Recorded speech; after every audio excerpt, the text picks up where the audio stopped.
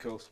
Normally I forget to turn it off. So, good evening, everyone. It's 5:30, so it's time to start. And may I welcome you all to a planning meeting tonight, members, the public, and officers. I'm now going to call upon the clerk to tell us how the meeting will run. Thank you. Please note that we are live streaming this meeting via the Council's YouTube channel to encourage more people to engage in our public meetings. The proceedings of the meeting will also be recorded.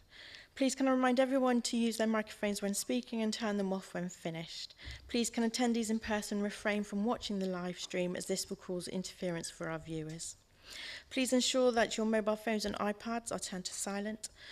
We are not expecting any fire alarm testing today. In the event of an evacuation, please leave by the nearest exit and gather in the car park next to the library opposite Tesco's.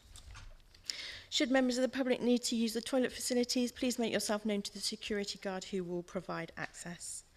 In accordance with the Constitution, members of the public who have registered to speak will be permitted to do so when invited by the Chair. I have confirmed those entitled to speak. Please note that registered speakers are not permitted to approach committee members or distribute documentation at the committee during the course of this meeting. Each application will be dealt with in the following order. The Planning Officer will present the submitted application and will outline the proposed recommendation in full. Any speakers registered to speak on the application will be invited to address the committee. This will be taken in the following order. Speakers against, neighbourhood forum representatives, any councillors who are not members of the committee, followed by speakers in support of the application. All speakers will have a maximum of 5 minutes each to address the meeting. This will be followed by questions from members and responses from the Planning Officer. Once questions from the committee have concluded, the Chair will open the application for debate. At the conclusion of the debate, the Chair will seek a proposer and seconder for the application. The proposal must be in full and include all information such as conditions or reasons. The Chair will then confirm the Planning Officer if they wish to enter into a period of summing up. Members, if at any point you leave the meeting for any reason during the consideration of an application, you will be unable to vote on that application. Thank you, Chair. I will now hand back to yourself. Thank you very much, Lisa. Just ask any apologies or updates to the membership of the committee, please. Chairman, we've received apologies from Councillors Strang and Verdi, who have been substituted by Councillors Bye and Carter, respectively. Thank you. To confirm the minutes are correct for the committee held on the 11th of November 2024, can I have a proposer and a seconder? All in favour? That's carried, Chair. Excellent. Have you got them here? No, I've got them. Okay, thank you. Moving on to declarations of interest. Do any members of the Planning Committee have any pecuniary or non-pecuniary interests on any of the items on today's agenda? Please raise your hand. Thank you. And officers, same question. Any pecuniary or non-pecuniary interests on any of the items today? Please raise your hand. Excellent. Finally, any urgent items, please? I'm not aware of any, Chair. Thank you. Right, let's move on to the main parts of this evening's Planning Committee. First of all is item number 5. This is to consider an application for 26 Cliff Road, Paignton, application number P/2024/0645. The clerk has confirmed those who have registered to speak. Upon entry to the meeting, I therefore ask Verity Clerk to... No, it's not. Yes, it is. Beg your pardon. Verity to introduce the application. Thank you. Thank you.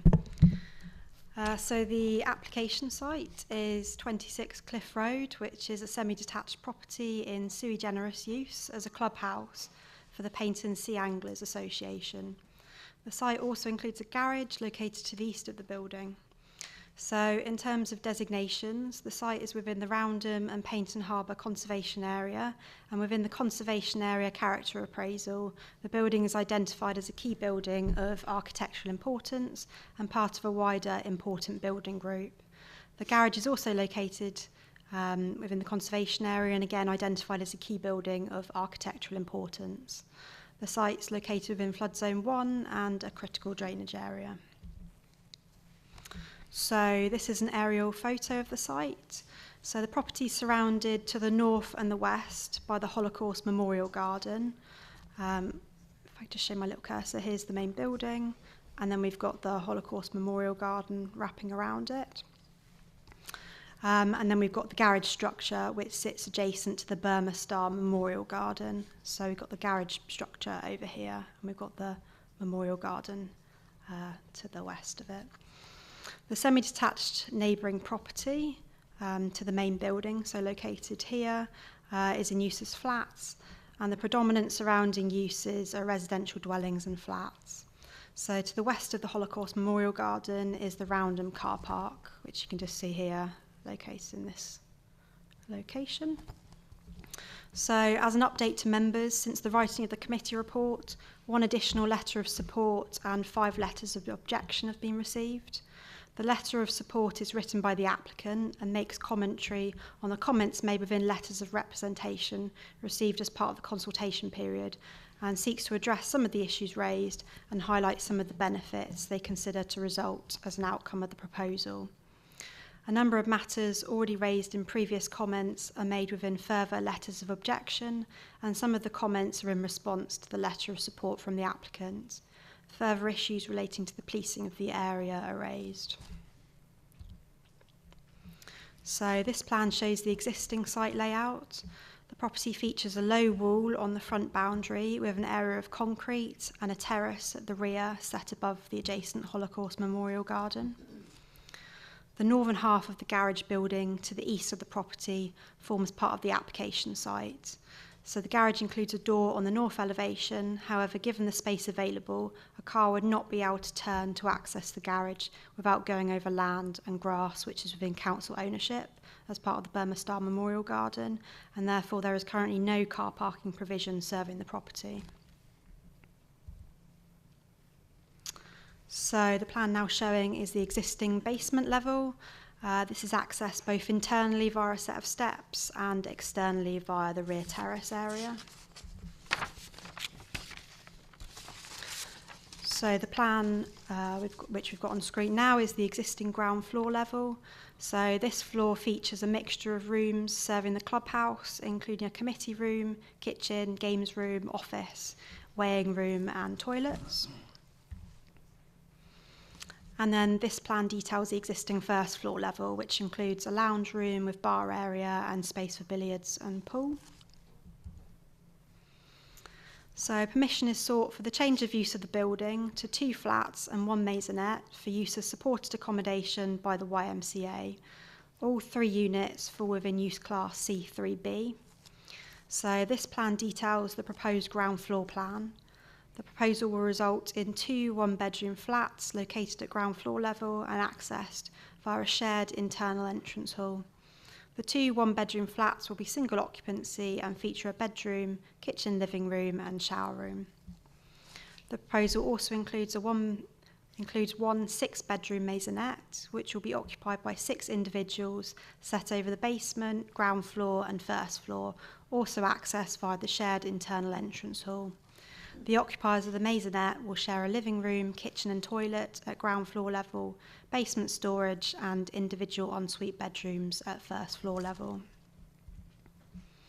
So this plan's just showing the proposed basement plan, just shows the area which will be used as storage space. And then the plan now showing is the proposed first floor plan, where you can see the 6 ensuite bedrooms of the maisonette. So the property will be run by the YMCA Exeter, which is a registered provider as affordable housing, let at social rents and operated as supported accommodation for young people with direct connections locally to Torbay. The management plan confirms the accommodation is intended for young people who are moving on from Torbay's higher supported accommodation, foster placements and supported living arrangements. Young people will live in this stage 3 and 4 accommodation. So stage 3 is often called a trainer tenancy, and a 6-month assured short hold tenancy is granted to the young person alongside a programme of support documented in a portfolio. Successful completion of the requirements of the programme and production of evidence in the portfolio means that the young person has shown they are fully able to manage their tenancy and all the related responsibilities. The tenancy therefore continues and the young person receives a stage 4 level of support but remains in their home. So if the young person doesn't achieve the requirement within 6 months, then the probationary period can be extended up to 12 months. And if still unsuccessful, then the young person would step back to stage 2 accommodation, where the reasons for not being able to maintain the tenancy can be more optimally addressed. So stage 3 and 4 services are designed as move-on accommodation for residents who have demonstrated the ability to live more independently with a much lower level of support. The purpose of such accommodation is to provide a stepping stone to fully independent living, and therefore occupancy should be temporary, although the length of time a resident may remain in the accommodation will depend on how quickly they're capable of living fully independently and the availability of realistic move-on options. So it's expected that residents will stay in each of these accommodation stages for between 2 and 5 years, although this period may be extended if appropriate. All young people will have named support workers, a personalised support plan, access to therapeutic services and counselling, regular groups, workshops and social, sporting and creative activities. The site will be staffed by a professional staff team led by a full-time housing manager, and the support team will be available from 9 a.m. till 10 p.m. to provide tailored advice, guidance and individual sessions to residents and swift intervention into any occupancy-related issues, and then an on-call cover from 10 p.m. through till 9 a.m. So this plan details the existing and proposed garage arrangements, and you can see that the garage is proposed to be used for cycle storage, which you've got on the right-hand side of the image here. So then lastly, in terms of plans, this is the proposed elevational plan. So external changes are limited to the replacement of 2 external doors on the west elevation of the building, with heritage doors matching the style of the existing. So these 2 doors, this door and this door on the elevation plan. So this is a photo taken at the front of the site from Cliff Road, where you can see the existing front access, which is behind a low boundary wall which runs along here. This image is taken from the Holocaust Memorial Garden and shows the west elevation of the property. So the 2 doors visible are those which are proposed to be replaced. So this image is again taken from the Holocaust Memorial Garden and shows the rear of the site. You can see the terrace area here, which is associated with the property, which just sits above the grass bank. And then this is another image of the rear, just to give a bit of a better perspective, an idea on the height of the terrace, just against the Memorial Gardens. And then lastly, this image just shows the garage and the access into the garage. So this slide lists the key material considerations which are considered in detail in the committee report, which I will briefly run through. So in terms of the principle of development, housing and affordable housing, the committee report goes into significant detail on these issues and confirms that the council cannot demonstrate a 5-year housing land supply, and the tilted balance in favour of sustainable development is therefore engaged. The proposal would create 3 C3B units, which would constitute affordable housing, which is let at social rents and operates as supported accommodation for young people with a direct connection locally to Torbay. The provision will assist in delivering a key element of the council's homelessness and rough sleeping strategy. So the delivery of move-on accommodation is essential to enable a working pathway where those young people that find themselves at the point of homelessness are prevented from doing so and are removed out of the council's emergency temporary accommodation. So evidence from national data available in 2022 and 23 shows that Torbay continues to see a high proportion of households per 1,000 assessed as homelessness, compared to the national average, with 15% of presentations being between 18 and 24 years old. The grant funding by which this accommodation will be provided is through a government initiative called SHAP, which is Single Homeless Accommodation Programme. And this grant programme was by invite only around specific cohorts, one of which was homelessness related to young people. Therefore, the need and significance is recognised by central government.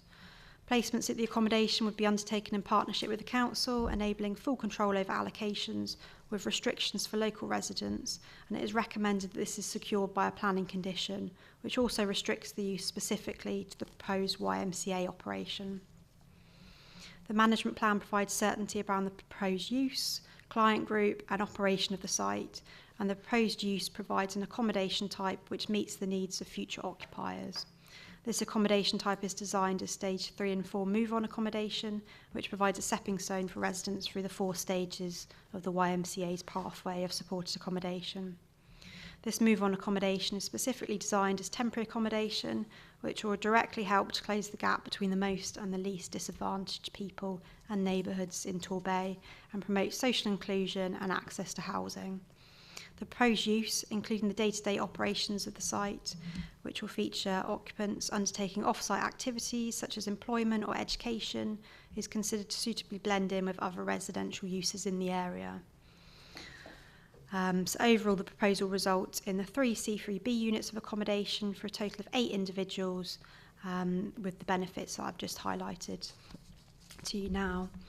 So in terms of the design, visual appearance and heritage, the only proposed external change is the replacement of 2 external doors on the west elevation of the building with heritage doors, matching the style of the existing. This is considered to result in a neutral impact on the conservation area, and a planning condition to conceal the details of new external doors is recommended. The management plan provides details of the intended operation, and this includes how antisocial behaviour will be dealt with alongside tenancy support, which will aim to avoid any disruption to those within the service and those living in and around the area. This is considered to satisfactorily address concerns raised in representations with the impact of the proposal on the use of the Holocaust Memorial Garden, Burma Star Memorial Garden, the South West Coast Path and Fairy Cove. So in terms of amenity issues, the proposal is considered to provide an acceptable accommodation for future occupiers, with all units meeting or exceeding the nationally described space standards and having suitable light and outlook. The maisonette is considered to have appropriate communal facilities. So the committee report considers the impact on the amenity of neighbouring occupants and the area and concludes that with the conditioning of the management plan, with the measures outlined within, the proposal satisfactorily addresses amenity concerns that have been raised. The proposal is considered to be acceptable on highways grounds. Car parking within the immediate area is restricted, although there is a public car park to the west of the site. The applicant has provided reasoning to suggest that the residents at the site are unlikely to use a vehicle. The council's highway engineer has confirmed that on the basis that the proposal is for the YMCA and sheltered accommodation, the parking requirement is likely to be reduced, and therefore they do not consider that the lack of any proposed parking would result in a severe impact on the highway network. The highway engineer has requested that a condition is added which restricts the use to supported accommodation for the YMCA, given an alternative C3 use could have an impact which is greater. And this recommendation is reflected within the recommended conditions. So in terms of ecology, these issues are considered to be acceptable and the proposal is not BNG liable.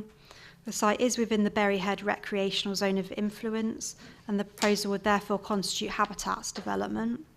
A contribution of £135 per residential unit is therefore required, which is £405 in total, and this has been secured by unilateral undertaking.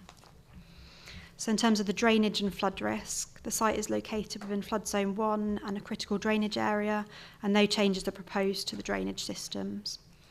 Matters relating to waste, designing out crime and low carbon development are all considered to be acceptable, and relevant planning conditions are recommended. So the committee report considers all the issues mentioned in depth, and this is weighed up the proposal against the relevant local plan policies, which are noted on this slide.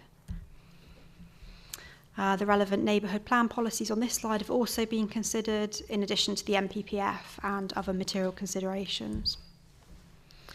So overall, the proposed use of the site for supported accommodation of an affordable nature, which provides a specialist and vital service for local residents of Torbay within a key demographic at risk of homelessness, provides a clear social benefit which weighs very strongly in favour of the development and will provide much needed housing in a sustainable location, compatible with the wider residential character of the area. The loss of the clubhouse is not objected to when it has been demonstrated as being surplus to requirements and is to be replaced with housing of an affordable nature and where there is a critical need for housing. The proposal is considered to represent sustainable development, and the officer recommendation is therefore that of conditional approval, subject to the conditions as outlined in the committee report, with the final drafting of conditions delegated to the Divisional Director of Planning, Housing and Climate Emergency, the securing of a legal agreement or undertaking to secure a Berryhead ecological mitigation payment of £405, and the resolution of any new material considerations that may come to light following Planning Committee to be delegated to the Divisional Director of Planning, Housing and Climate Emergency, including the addition of any necessary further planning conditions or obligations. Thank you. Thank you very much, Miss Clark. I'd like to call on Mr. Agar now.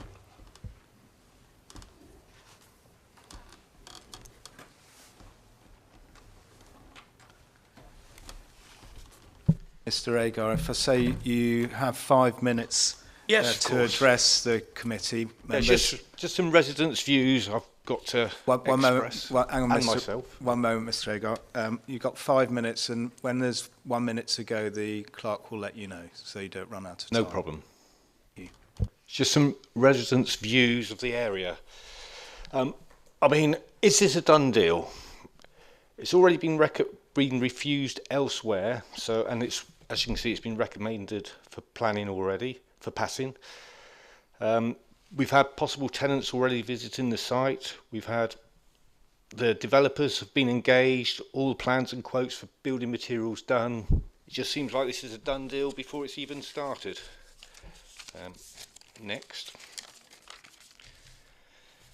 The planning application was very sneakily advertised as 2 flats and a maisonette, which is very misleading and should be resubmitted for what it really is, a HMO. Elderly residents in the area would then realise what it really is, and then more objections would come in. Elderly residents are known for not being tech savvy, so perhaps on such a diversive planning application as this, a letter sent to the households would have helped. I mean, it's just so badly advertised in the planning as maisonette and 2 flats when really it's a HMO. What's next?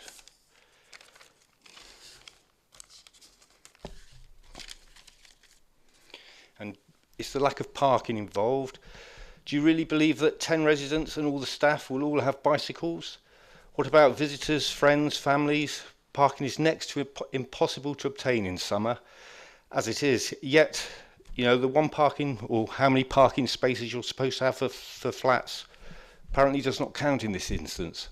I have an elderly relative down there who has a blue badge, can't get parking in summer. It's going to be even worse now. Just a little note here. We see the police in Exeter have just been issued with body cameras due to increased antisocial behaviour in Sigwell Street, the site of a similar YMCA, well, hostel we'll call it, shall we? I've got 2 more, if I can find them. The location. It's in a quiet, elderly residential area, one of the few unspoilt locations in Paignton, and yet they wish to place 10, well, possibly 10 18 to 25-year-olds in this area. The building has 2 public memorial gardens either side of it, and yet they seem to think of it as their own. Apparently activities will be taking place on these parks. Do you really think, and the public are entitled to join in, do you really think the elderly will be able to join in? And what about in hot summer evenings? Do you believe the residents won't be partying in the parks, on the beaches, just nearby, at all hours, causing intimidation and noise? No doubt friends, families and hangers-ons will congregate there as well. It's in a conservation area, an integral part of the harbour regeneration scheme. Is this the best we can really come up with? It's a very popular route for tourists, being part of the South West Coastal Path, and it links Paignton seafront with Goodrington. Placing a property like this here would be very detrimental. It won't give out the right impression at all. And finally, if I can find that one. It's a prime location in Paignton. Do we really want to put a place for the homeless? I'll be polite here. Surely there are more suitable sites in Paignton which would not impact the tourist sector or the neighbourhood. And that's it from me. As you can see, I'm not used to public speaking.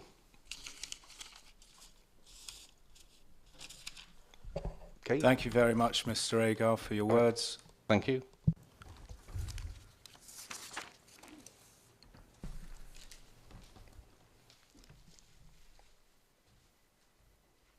So, under Standing Order B4, I call on Councillor Long to address the meeting.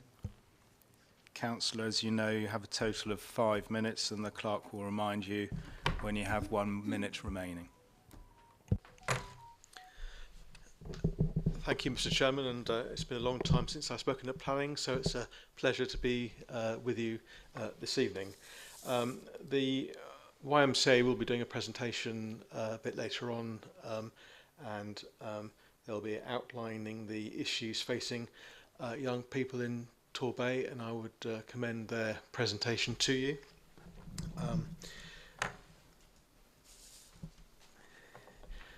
Without much needed move-on accommodation for young people who have had a difficult start in life, and providing accommodation for young people who are in accommodation such as the Fore, where they do incredible work to turn young people's lives around. At best, these young people will be stuck in unsecure private rented accommodation on their own without much support. And that will not help those young people turn their lives around and become independent and contribute to society. And in fact, it could lead to those young people boomeranging back into the need for council support, and also the risk of homelessness, as the officer was speaking earlier on. And of course, that will continue the drain on the council's finances as well, at a cost to the taxpayer. I would argue that this proposal and other much needed proposals like this will help tackle antisocial behaviour by giving young people reasons to believe in their lives, and also give them a purpose in life. So it will tackle that, and it will also tackle homelessness, which will help tourism as well as improve neighbourhoods. We're often asked as a council and urged to tackle homelessness, and I think this proposal does that. And as councillors, we are all corporate parents, and it is our responsibility to help look after these young people. And I would urge councillors to go and be in favour of this proposal. Some colleagues on this committee will have been at overview and scrutiny recently, where we have had reports in front of us regarding mental health services, and also reports regarding fleeing domestic abuse, and those reports have urged us to provide much needed move-on accommodation for people in those circumstances, and there has been much heated agreement from cross-party councillors for those reports. This situation is very, very similar, and I would urge councillors to back this report in light of that.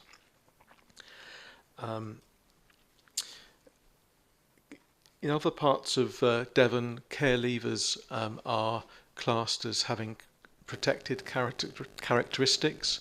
Unfortunately, in Torbay, we don't do that yet, although I suspect I will be urging the council to do that, and that would give even more strength to these young people being given support. There is also, as has been mentioned, some government funding behind this proposal.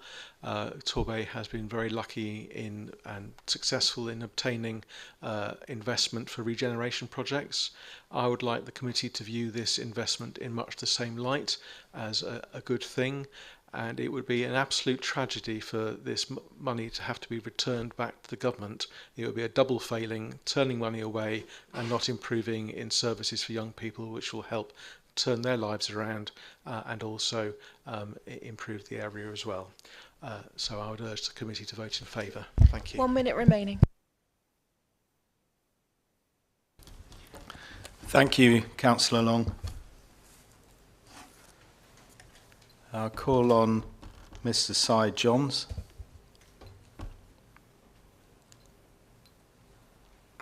And Mr. Cy Johns to address the committee in support of the application. Again, Mr. Johns, you have 5 minutes and the clerk will let you know when there's 1 minute remaining. Thank you. Thanks very much. Once again, I find myself in front of you defending a development that Torbay Council actually invited us to deliver for a project that we partnered in winning £4.1 million to fund, and has again been approved by the planning officers. And in the excellent summary, there didn't appear to be any issue with policy or planning against it. It clearly brings a more positive benefits to Torbay Council than it is a negative. And so I wonder why we are here talking about it today. And I realise that the reason we're here talking about it today is because it has public interest. Well, I don't believe it is public interest. And so in my written submission, which I hope you've all had a copy of, I have said this isn't public interest. This is actually quite hateful and discriminatory comments about a collective group of people who, just 5 minutes up the road, do have protected characteristics under the Equality Act, which Devon County Council has had in place now for 2 years. I get it. It's a new thing. It's not one of the regular protected characteristics that everyone recognises. And I also get it that maybe I've had more experience in this sector than many. I've been in YMCA supported accommodation here in Devon for 23 years. I started when I was 27. But before that, I was in social work, again, here in Devon. I started in social work, in social services at 21. And during that period of time, I've worked in the intervention services. So that is where we go into families and we assess the situation, see what's going on there, and then actually have to take action. Often, unfortunately, have to take young people into care, or in some situations, that's the best situation for them. And I've worked in the therapeutic children homes across Devon through that whole time. So, you know, that's my background. I guess it's what I've dedicated the last 30 years of my life to. So I'm maybe a bit more recognisable in terms of understanding this, why this protected characteristic is in place. And so I wanted to see if I could offer some light on that today. So when I started in social work, I've seen lots of cases of young people go through really traumatic situations. And forgive me, I'm going to just tell you about a couple of them. So I'll tell you about a girl who I'm going to call Kim. It was one of the first people that I worked for. She was about 13 at the time. Kim was taken into care because she had seen her mother repeatedly raped and then murdered in front of her by her father. Now, her father was arrested, she was taken into care, but her mother was dead. So because there was no other members of the family who were either suitable or available or even willing, Kim came into care. Similarly, I worked with a chap called Craig. I remember Craig really well. He was a boy, but he didn't really understand that he was a boy or not because of the trauma that he'd been through. He didn't also really even recognise that he was a girl. He actually kind of believed that he was maybe a toy or a plaything or something, because that situation that he was in was that he was locked in a cupboard, and then his carers, that weren't even his biological family, would bring him out of the cupboard and they would feed him, and then he would have to do chores. We call them chores, but actually they were kind of sadistic tasks that were impossible to kind of complete. They might have been like making sure that every single tassel on a really large rug was perfectly straight. And if he didn't get it right, then he was beaten and then put back into the cupboard. And then later in the evening, they'd bring him back out of the cupboard again, and they'd abuse him in other ways. And then he'd be put back into the cupboard again. And that was the reason why Craig didn't really work out whether he was a boy or a girl or anything else, and thought he was maybe just a toy, because it was really the only way that his brain could work out the trauma that he'd been through. And so those young people came into care not by their choice. They didn't make a choice to come into care. They have something that's happened in their life that is now an indelible fact. It's something that can't be cured, it can't be fixed. It's something that they're just going to have to deal with for the rest of their life. They didn't choose it. 1 minute remaining. They didn't choose it in the same way that someone with a disability chooses to be disabled. It's now a part of their life that they'll have to live with. And that's why we make care leavers a protected characteristic. So when we hear some of the comments that we described as opinion, and I call them hateful and discriminatory, One of the really good ways of doing this is to change the protected characteristic into something that maybe we recognise a little bit more. So if these comments indeed said something like, you know, black people, their very presence is intimidating. If my wife and my young daughter have to walk through a park and go past a big group of black people, of course I'm going to be scared for their safety. It is a known fact lesbians use illegal drugs, smoke pot and abuse alcohol. This isn't the right place for gay people to live. If gay people live here in this building, it will significantly lower the local pride of the entire area.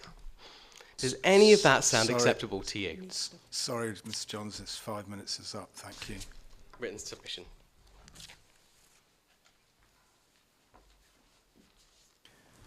Mr. Johns, could you just kindly turn your mic off? Thank you. So, committee members, I'm now inviting questions to our planning officer. Please may I remind members questions should only cover matters raised and cover matters not raised in the presentation. Members, any questions? Councillor Fox. Thank you, Chair. Thank you for all of you who've made presentations, all with passion, and I've listened to it all. Just one question, and that's on this issue of government funding. We've heard a figure given. We know there's a window of opportunity on this.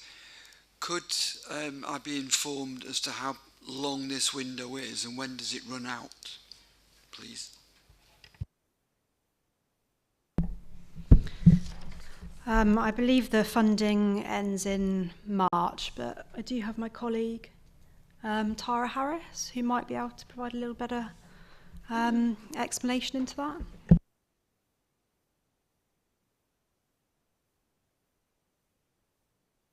There you go. Sorry. Yes, certainly from my understanding, it is at the end of next financial year. So time is of the essence in terms of making a decision. Sorry, in terms of this financial year. So the end of March. So time is of the essence in terms of the decision this evening and allowing the YMCA to deliver upon that funding. Thank you. Councillors, just remind you, questions have got to be on the actual planning application. Thank you. Councillor Pentney. Thank you, Chair. Just a question for the officer. In your opinion, do any of the planning concerns cited in the refusal of the comparable previous YMCA application 2 metres ago, are any of those planning concerns applicable in this case here? So the two reasons for refusal were related to the loss of the tourism. So those two sites, which were in Sands Road, were located in the Paignton core tourism investment area. The current application at Cliff Road is not located in that designation. So the tourism policies are not engaged. So no, I would not consider it to be comparable.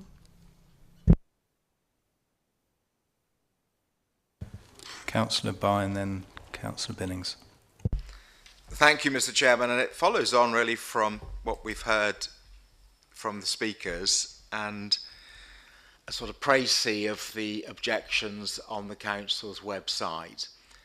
A lot of the comment seems to be about the age of the people who are going to come and live at this accommodation if approval is given. Can I ask, is it lawful for us to make a decision on the basis of the age group of the likely, well, it's not the likely, of the known occupants coming to live in this accommodation?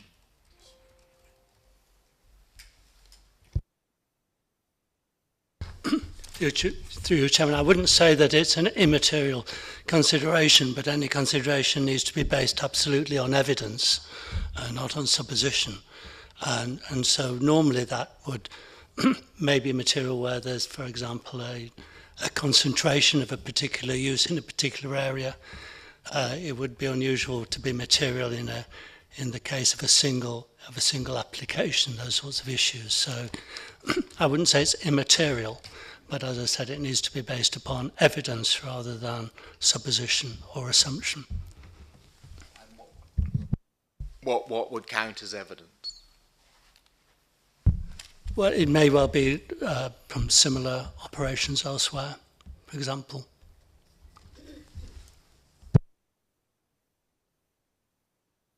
Okay, Councillor Boy, yeah. Councillor Billings. Thank you, Chair. First question, please, for the officer, Ms Clark. There's a representation that sets out broadly that the application is misdescribed in the way it's been advertised. Can you explain to me why you believe the way it's been advertised is correct and assure me that the basis is acceptable, please? Yep, so if you look at the use class order, use class C3 is separated out into 3 different parts, which is C3A, C3B and C3C. So use class C3B covers up to 6 people living together as a single household and receiving care. So for example, supported housing schemes such as those for people with learning disabilities or mental health problems. So in this case, we've got 3 different units of that accommodation, so 2 flats and 1 maisonette. So that's why it's 3 different units of accommodation. I felt it was clearer sort of listing it as a flat and a maisonette, 2 flats and a maisonette of supported accommodation by the YMCA. So to my mind, it was as clear as it could be. And if we characterised it as an HMO, that would have been incorrect. And you mentioned an HMO. From reading quite a few of the questions, it appears to me that HMO style accommodation is something that those making representations would be concerned about. My understanding for an HMO, it wouldn't require planning permission if it had 6 or fewer residents. Could officers confirm to me whether that's correct, please? So it would need planning permission to change to a small HMO, which is 6 residents or less, because changing the use from a sui generis clubhouse requires planning permission. So that use of 6 residents or less is technically a C4 use. I think there might be some confusion because you can go between a C3 use and a C4 use without needing planning permission. One of the recommended planning conditions states that the use is only C3B and linked to the YMCA. So they wouldn't then, if you take on board that condition, be able to change to any form of HMO without needing planning permission. Okay, so if I understand it, a normal residential property on the street, which that could change into an HMO of 6 or fewer, but because of the existing type of use of this building, this couldn't. Would that be correct to understand? Yep, that's correct. Yeah, you can go from C3 to C4 without needing planning permission, assuming there's no conditions restricting. Thank you, Chair. Colleagues, any other questions? Councillor Tolshard. Thank you, Chair. I think one of the objections centred upon lack of storage for residents. Can you just confirm? I think we saw when we visited this morning, and also on the slides, I think there is adequate storage within the building. Is it in the basement, which would be adequate for the residents? Thank you. So I've just got up now on the screen again the proposed basement level. You can see that's proposed as being storage. That's mainly linked to the maisonette use. And then if I go back, that's the ground floor layout. You can see the 2 one-bedroom studio dwellings. So they both meet the nationally described space standards in terms of floor space, which indicates that there's sufficient storage within those units to serve the residential use. And similarly, the maisonette also meets the space standards. So that again suggests there's sufficient storage space within. Thank you very much. Councillor Billings. Sorry, Chair, one further question, Ms Clark. We saw from the rear of the building when we were in the Holocaust Memorial Gardens, the way that the outside terrace connected into the public space. At the moment, with this being in the conservation area, it still would have all of its permitted development rights intact. So could you set out to me what size fence could lawfully be erected there, should the future occupiers want to do so, and how we might sort to restrict that if we thought that might be excessive, please? Yes, so if the permitted development rights remain intact for the C3B uses, they would be able to erect a gate fence or means of enclosure at the rear of the site up to 2 metres high from the ground level. If it's adjacent to a highway, they would only be able to go up to 1 metre high. So if members do have a concern potentially visually with what could potentially take place if it's approved, and we don't look to restrict permitted development rights, we could look to impose a condition restricting that. Thank you. Any further questions? Councillor Fox. Chair, I just need your advice on this. Am I allowed to put a question to Sir Johns about something that was being raised by the objector? My question is in relation to Sidwell Street, where it was alleged that in fact there's been increased antisocial behaviour in the area where the YMCA development is. I don't know if Sir Johns could help us on this, if he's allowed to. Just had conferring here, Councillor Fox, and Sidwell Street's a different site. You know, we're looking at this site, so we don't need to ask them. No. I've got a couple of questions, if I may. On page 14, I read, because of the nature of the use and relevance of the YMCA management regime, granting permission on a personal basis or tied condition to the managed plan is acceptable. I had two questions. Can you just clarify what personal basis means? And secondly, linked to that, it was talking about then the differentiation between unregulated HMO. Can you just clarify the personal basis and the succinctly the differentiation between unregulated HMO and what we have here? Thank you.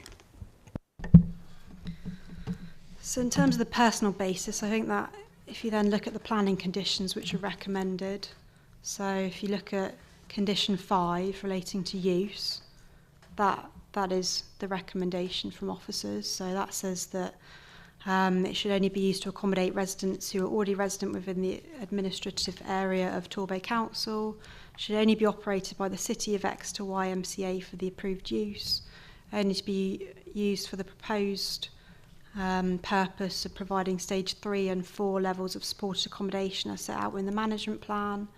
And then it also talks about restricting the occupancy of 1 occupant for each studio flat and 6 occupants for the maisonette. In terms of your unregulated comment, I think that was taken from comments from David Pickaver, the policy officer. In all honesty, I think it might have been a typo when I reread it. I can't tell you what unregulated. I think if I bring back up where he'd written it,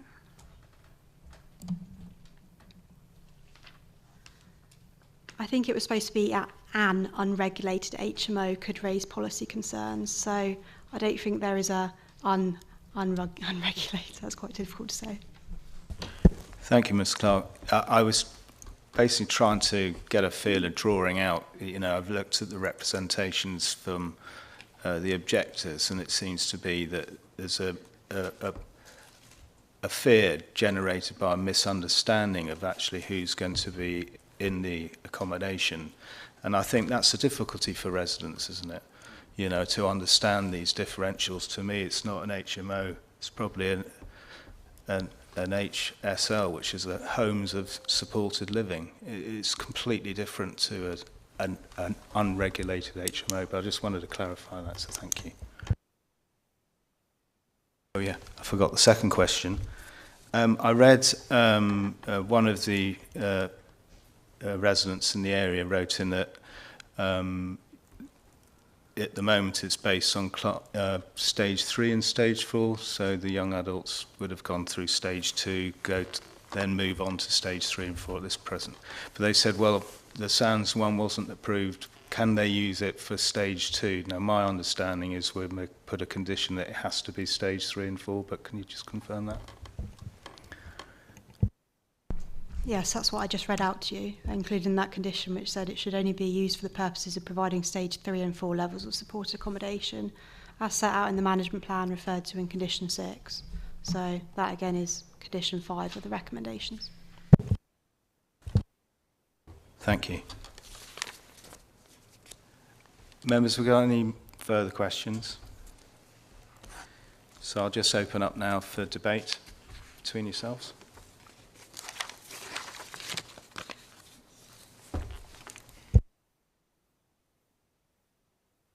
Councillor Pentley.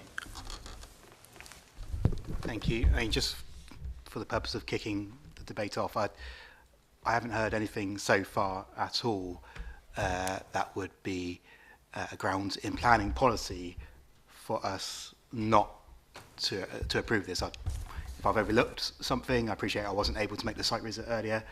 I'd encourage colleagues to let me know what that is. But so far, like I said, the concerns of neighbours and residents notwithstanding, we are a committee that has to consider things on applicable planning policies, and so far I've heard nothing to suggest this wouldn't be something we approve, but my mind is still open, and I'm open to being persuaded if there is grounds on planning policy, for us not to approve this.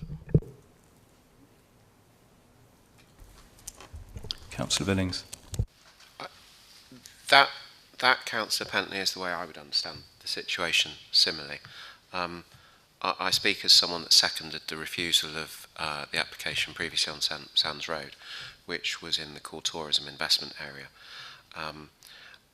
This one isn't. When I've looked at this on a recognising the strength of the public opinion from the large number of commentators who've written, I can see no reason why this is against any of our policies.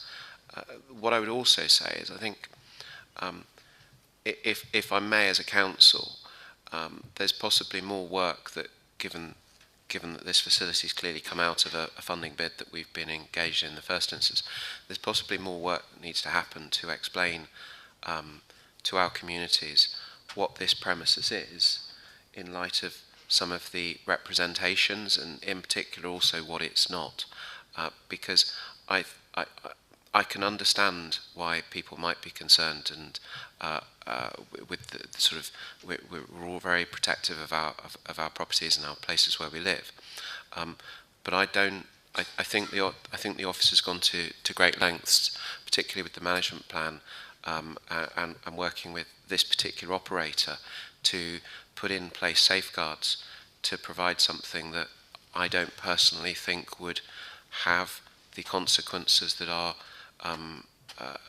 referred to in the public representations. I asked in my question earlier, Chair, whether a private house could be converted into an HMO for 6 or fewer residents, and yes, it could. And so if you took a pair of semi-detached properties, it's very foreseeable that they could be converted into, say, sort of 2 HMOs. It'd be 12 occupants in that location. With that's more people than we would have in this premises, and you wouldn't have an operator like the YMCA in place, which has got a background in terms of operating this, huge amount of oversight going in there with the council as well, to ensure that it operates in a very satisfactory way, and takes proper account of resident amenity and all of these other things. So whilst I do understand that resident concern, I think there are lots of safeguards here that are in place, and I can see no policy reasons, Councillor, why this would be able to be refused on sound grounds. Councillor Fox. Just following on from the 2 previous speakers, and the understandable concerns of some members of the community, I'll just point to one particular sentence within the report, and it's one actually that Verity read out, and I just think it's a critical sentence within the report, and it says this: all young people will have named support workers, a personalised support plan, access to therapeutic services and counselling, regular groups, workshops, social, sporting and creative activities. And I just believe that the level of expertise that we've got from the YMCA here, and I'm sorry I couldn't get my question answered before, but my understanding is that in Exeter there's been a high level of success, and I think we were told at the last committee 100% of people going through in the last few years have gone on to regular employment, full-time employment. And so we've got an excellent track record on this, and therefore I would commend this when we get onto the vote to say that we need to go for this, plus the fact that we've got a limited window of government money before we lose it. Thank you. I'm just going to let Councillor Darling go before you, Councillor Bye. Councillor Darling. Thank you, Mr. Chairman. I'd just like to say, as corporate parents, we have a duty and responsibility to support those in our care. Everybody deserves a chance, and I am mindful of the concerns that residents have, but I have listened here tonight, and I believe that those fears, especially with regard to the HMOs, have been allayed, and I will be supporting this. Thank you. Thank you, Councillor Darling. Councillor Bye.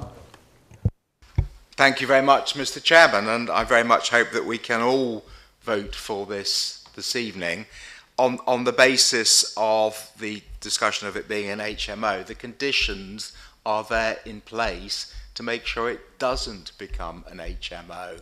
It is supported accommodation for young people, and it's much needed. And as Councillor Long and now Councillor Darling have reminded us, we are all the corporate parents for nearly 300 children in care, and a very significant number of children and young people who have been through the care system, who absolutely morally and legally deserve our support. And it's within our council's policies, our corporate and community plan and our housing strategy, that we face up to those responsibilities.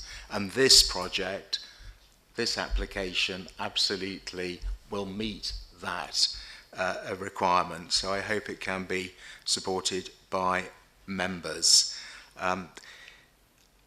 The age thing is a bit personal for me. At 23 years old, I had a wonderful start in life.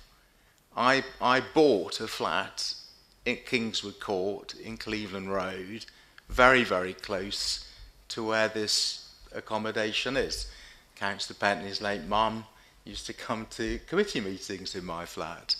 I had an extraordinarily privileged start in life. Roundham by the harbour, Cliff Road, is a wonderful place to live for young people. And I can imagine the youngsters that come there might get involved with the rowing club, they might get involved with the sailing club, and I'm perfectly happy to make introductions to the sailing club, who I know and are a very inclusive organisation. I had that opportunity to live in what I think is the best part of Paignton. Maybe one day I'll save up and I'll go back and live in Paignton again. I hope these youngsters have the opportunity that I had to live in the best part of Paignton. Thank you. Thank you, Councillor Bye. Councillor Billings. Thank you, Chair. Councillor Fox, I remember reading a comment in Cy Johns' representation that I think addressed the point that you were making. In relation to some concerns about there being antisocial behaviour around Sidwell, the existing premises the YMCA operate in the Sidwell area of Exeter, he went out to the inspector who's looked after the area for the police, and the inspector wrote back to him to explain that and I'm presuming he's quoting, "My professional judgment is that the residents are not the same people causing any antisocial behaviour. Those residents are on occasions affected by antisocial behaviour, as are others, and avoid the area." And he goes on to explain how the area around suffers from it historically, but actually, in his view, that the premises, because of their bringing more footfall into the area, has actually helped that. So on the basis of there being a sort of a comparable, and I think this goes back to my point earlier, Chair and members. I do think I can understand the community's concerns. I can understand the representations being made, but I don't think the premises that we're describing is actually one which will bring forth. I don't think the situations will arise that people are concerned about. And I think there's possibly further engagement and further work the Council and everyone can do to help allay those concerns and actually allow people to understand that any of us could have been in a situation where we also didn't have parents and we were relying on the support to be able to be provided from us and those extra few steps in life, and that's what this will be doing. The council has got a duty to, as a corporate parent, look after young people that we're responsible for. The YMCA is a respected operator who's helping us do that, and I think that's a different situation from than perhaps the way that people have understood it when they've written the representations. Thank you, Chair. Thank you, Councillor Billings. Yeah, I think on my own comments on this, I read on page 21, linking to our homelessness and rough sleeping strategy. The delivery of move-on accommodation is essential to enable a working pathway where those young people that find themselves at the point of homelessness are prevented from doing so. It's at the point of homelessness. If this isn't in place, they become homeless. I personally fully support this application, and I was also reading it's about stage 3 and stage 4, and stage 4 is about enabling these young people to interact with the community. As Councillor By mentioned, maybe go down to the sailing club, the rowing club, etc. But I hope that, as Councillor Billings said, there must be a bit better work done for our community to understand these things a bit better, because ultimately we want what is a lovely community in Roundham and Paignton to actually link in with these young people and may it flourish. Members, one thing you mentioned, though, Councillor Billings, earlier on was about maybe an extra condition about the permitted. I want you to talk to us about that, because if we need another condition in, so be it before we vote. Okay, Chair. So to expand on that, and particularly for members that might not have been on the site visit earlier, the rear of the premises, when you stand towards the sea, look back towards it. You've got a bank that actually, Ms. Clark, could you put it back up on screen? Brilliant. You'll see there, members, that this is a picture on the seaward side of the premises. You're looking back towards it. That bank leads up to a terraced area where there are some benches.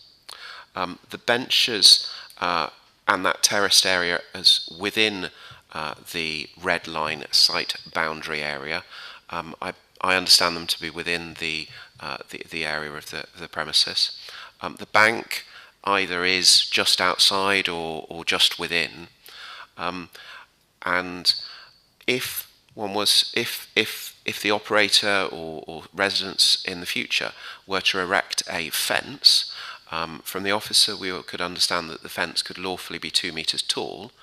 That bank possibly 1.2 metres high, so therefore from the public space it would stand 3.2 metres high. Personally, I would find that to be quite imposing, a fence on top of a bank, yet that would be perfectly lawful at the moment were this application to be granted as a permitted development at a later date through means of enclosure.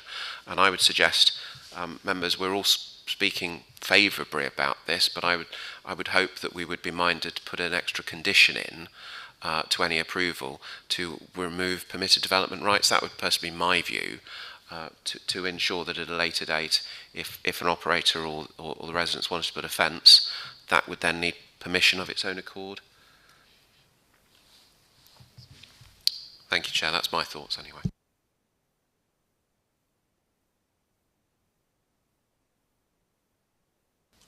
On the basis to move the meeting on, I'm quite happy to propose approval, subject to that additional condition, with the final wording delegated to it. So that would be approval subject to the conditions in the officer report, an extra condition in relation to the removal of permitted development rights for means of enclosure, and the final drafting delegated to the Divisional Director of Planning, Housing, Planning and Climate Emergency. And Councillor Fox, second.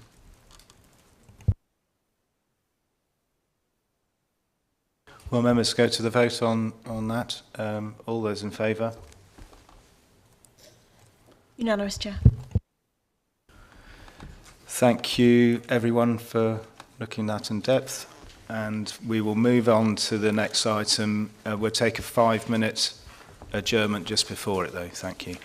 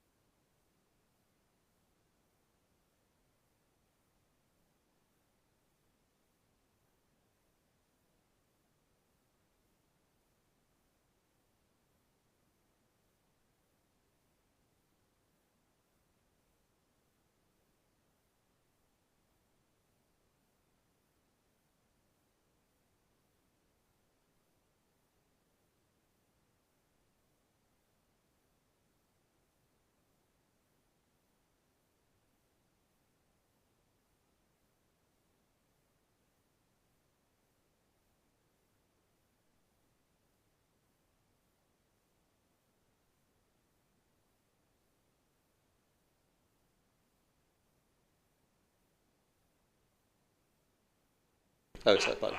That's it.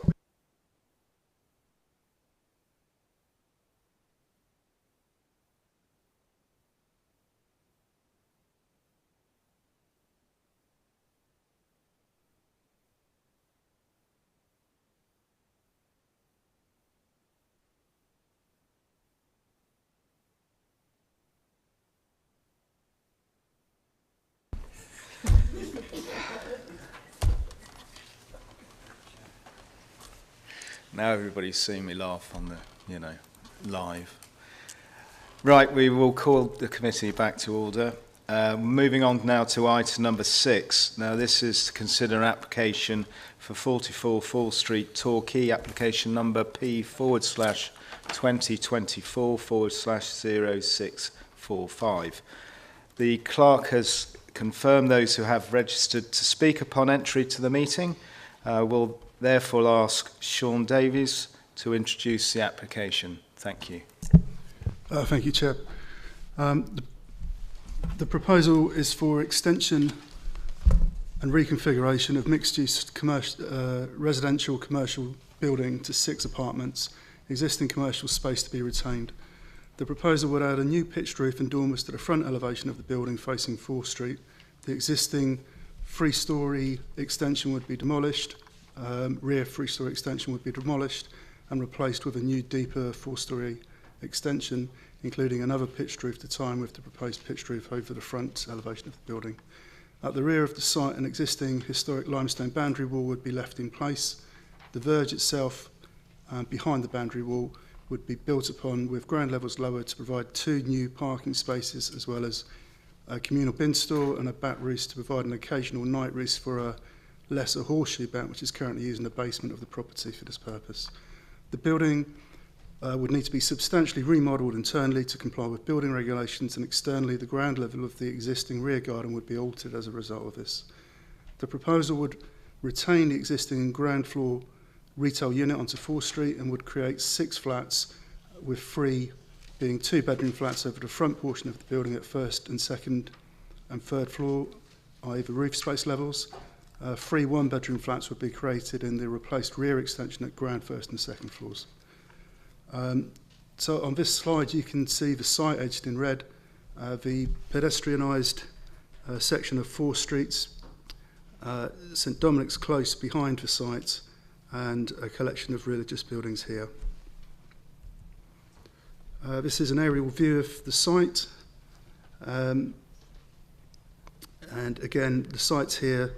This is Fore Street, and this is the complex of religious buildings. This is an extract from the Torbay Policies map. The site is within the St Mary Church conservation area and a mapped local centre along Fore Street, which is shaded in blue.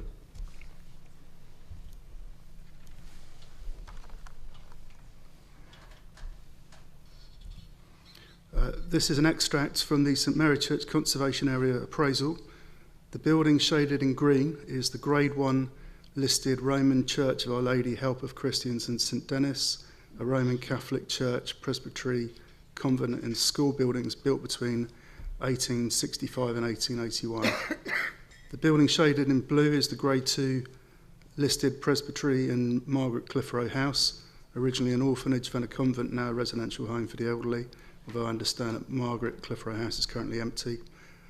Buildings shaded in yellow are key buildings, which are undesignated heritage assets identified as making an important contribution to the character of the conservation area. The site, which is here, and other buildings shaded in white have no heritage designation of their own, but are nevertheless within the conservation area.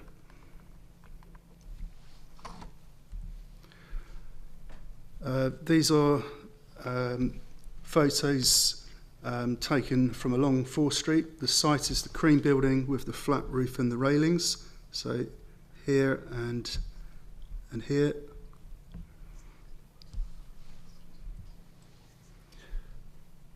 These photos show the site at closer range. The retail space and windows in the front elevation would be retained.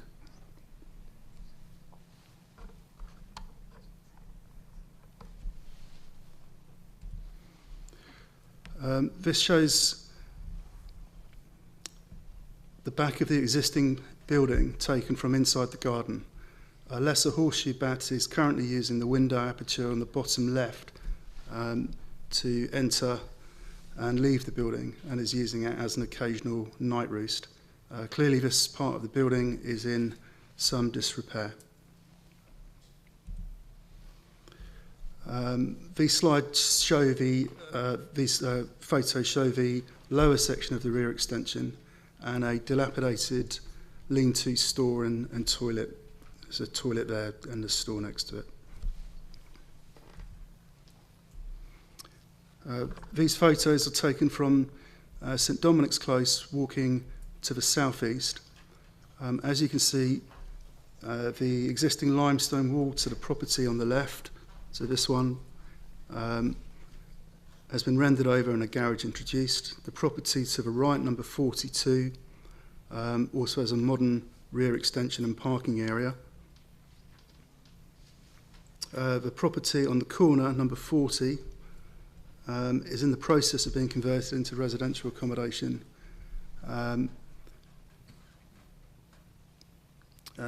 Following grant of planning permission, I think in 2012 or around then. These photos show the religious buildings on the other side of St Dominic's Close. The Grade 2 listed presbytery and St Margaret Clitheroe House are in the foreground. So here, here, and here. The Grade 1 listed Roman Church of Our Lady, Help of Christians in St Dennis is further back and has a roof perpendicular to the road, and you can just about see that here.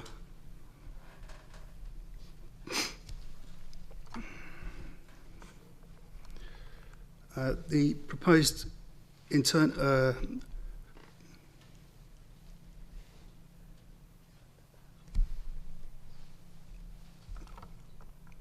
this is the proposed site plan. As you can see, a new pitched roof and 3 dormers would be introduced to the front elevation. The existing rear extension would be demolished and extended back with a new pitched roof and dormer. The existing limestone boundary wall would be retained. A new pedestrian gate through it would be introduced to provide access to the communal bin store and 2 new parking spaces. A bat roost would be attached to the bin store to mitigate the loss of the rear extension as an occasional night roost. The proposed internal layout plans show the existing retail space retained, 2 two-bedroom flats at first and second floor levels, with a third 2-bedroom flat in the new roof sections.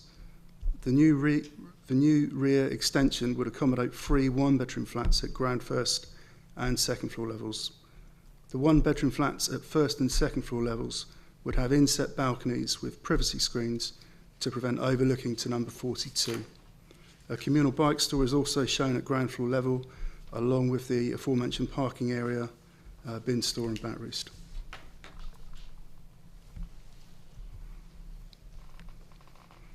These are the proposed elevation drawings. So the ones on the left are the existing elevations, the ones on the right are the proposed elevations. The new pitched roof would raise the ridge of the site approximately 3 metres above neighbouring properties on each side when viewed from Fore Street. The site would originally have been a 2-storey building with a pitched roof. The existing flat roof has been added to create a 3rd storey. The new proposed pitch roof would create a 2nd additional storey and a building with 4 storeys in total. These are existing and proposed 3D images of the building. So again, existing on the left and proposed on the right. The main changes are the increase in the height of the roofs and the increase in the depth of the existing rear extension.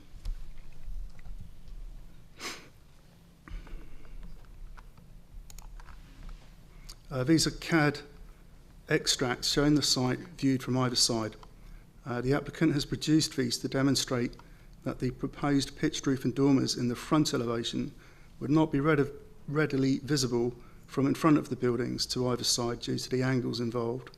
It appears likely that the additional storey would be most visible from further up and down Fore Street.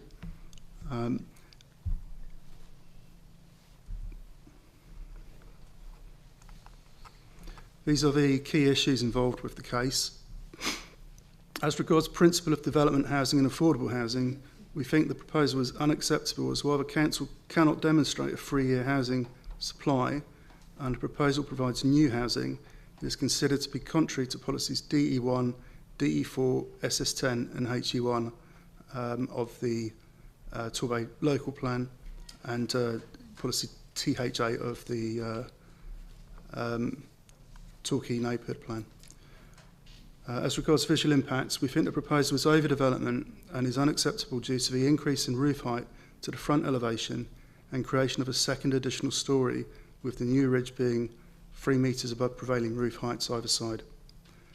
Turning to impacts on heritage assets, advice from Historic England and the Council's Principal Historic Environment Officer is that the pitched roof and dormers in the front elevation would make a 4-storey building out of character with the local area. Further, that the rear extension would be overbearing and eye-catching due to its height, to its scale, height and balconies, and would be detrimental to the setting of the Grade 1 and 2 listed religious buildings behind the site.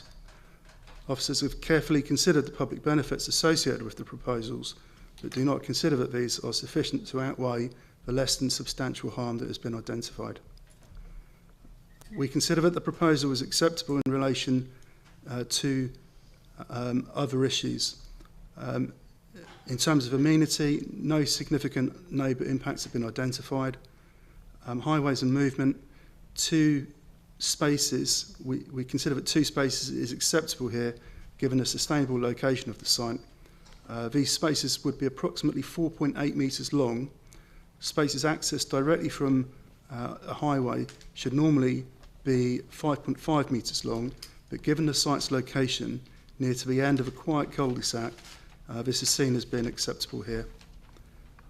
On ecology, we believe that's the ecology impacts are acceptable given the bat survey work that has been carried out, which is comprehensive, and the proposed new bat roost, which has been reviewed and found to be acceptable by a senior ecologist at Devon County Council.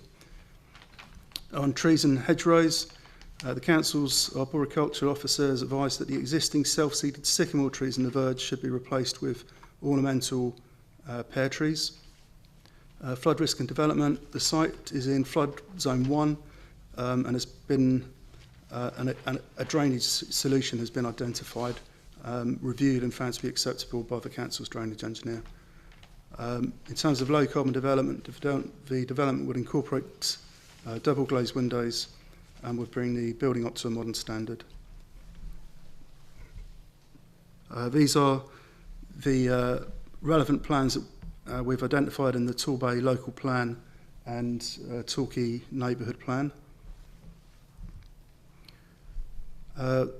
So the officer recommendation is for refusal based on housing and sustainable development, impacts on heritage assets and visual appearance, and the overall planning balance. I'll leave this slide up for a while, but so that you can read through that if you wish. That's it. Thank you very much, Mr. Davies. So, members, for this item, as chair of the planning committee, I've exercised my discretion and permitted an extension of time for public speaking. I've agreed to 10 minutes for those speaking in support of the application. Therefore, there will be 10 minutes for those speaking against and all other registered speakers.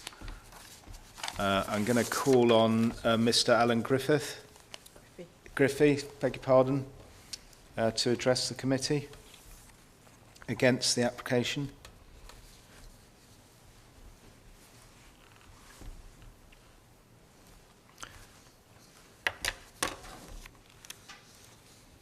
Mr. Griffey, you have 10 minutes and the clerk will let you know when there's 1 minute remaining. Thank you.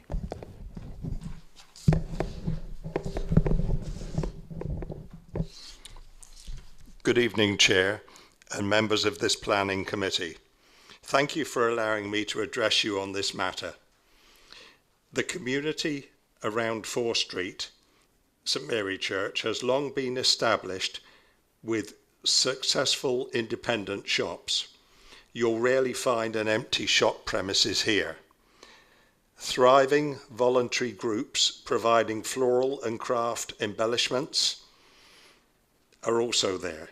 It has its own community partnership and many clubs which flourish. On a sunny day, you'll find throngs of people sat out around tables engaging in friendship and chatter, a fairly rare occurrence in this alienated age. This attempt at modernism, an overlarge building dropped in the middle of the precinct, would undermine all that. Its height is out of line with the prevailing roofs which line the street. The introduction of a pitched roof packed with rooms does nothing to change that. Its bulk will be enormous, maintaining the height and filling the back garden area, which encroaches on the Grade 2 listed priory and Catholic church behind. The extra story at the front will dwarf and intimidate passers-by. Is St Mary Church going to keep its character?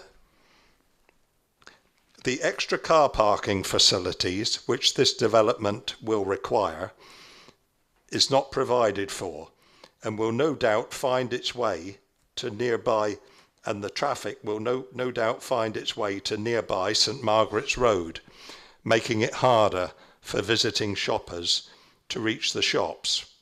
St Margaret's Road is always very often full of traffic, parked.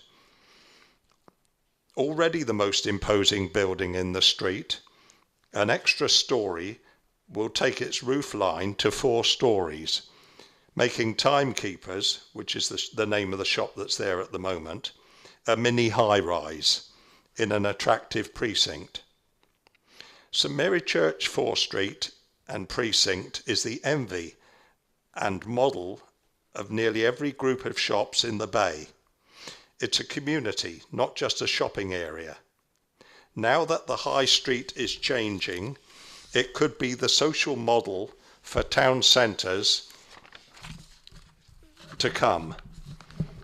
This historic and highly successful precinct has already been encroached from both sides by inappropriate and overlarge blocks of flats, and now this development threatens to dominate the centre in a much loved and conservative and conservation area. If ever the look and character of a precinct was undermined, this new building will do it. Planning objections. St Mary Church is, as I say, a conservation area. It is an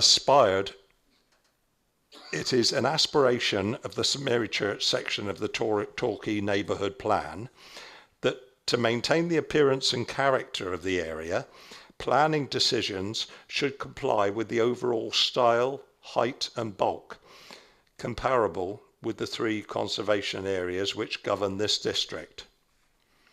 This application contravenes Torquay Neighbourhood Plan Policy TH9, Housing, Establish Architecture and Good Design.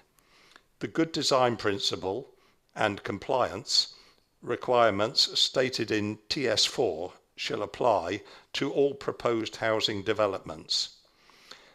Development must be of a good quality, design, respect and local character in terms of height, roof style, density, scale and bulk, and both reflect and enhance the identity of its immediate surroundings. The recreation and tourism role of Babbacombe and St Mary Church, policy SDT4, will be enhanced with sensitive developments and businesses that respect and strengthen the coastal setting and in compliance with Neighbourhood Plan Policy TH11. Torbay Local Plan Policy DE4, page 198 of the Council's Torbay Local Plan, agree with and reinforce the Torbay Local Plan dictum that the height of new buildings should be appropriate to the location, historic character, and the setting of the development. New development should be constructed to the prevailing height, the most commonly occurring height, within the character area in which it is located. For these reasons, the development should be refused until being made compliant with the guidelines of the conservation area. Thank you.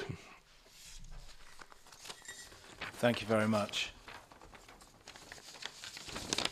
Call Dr. Rodney Haldon to address the committee against the application now.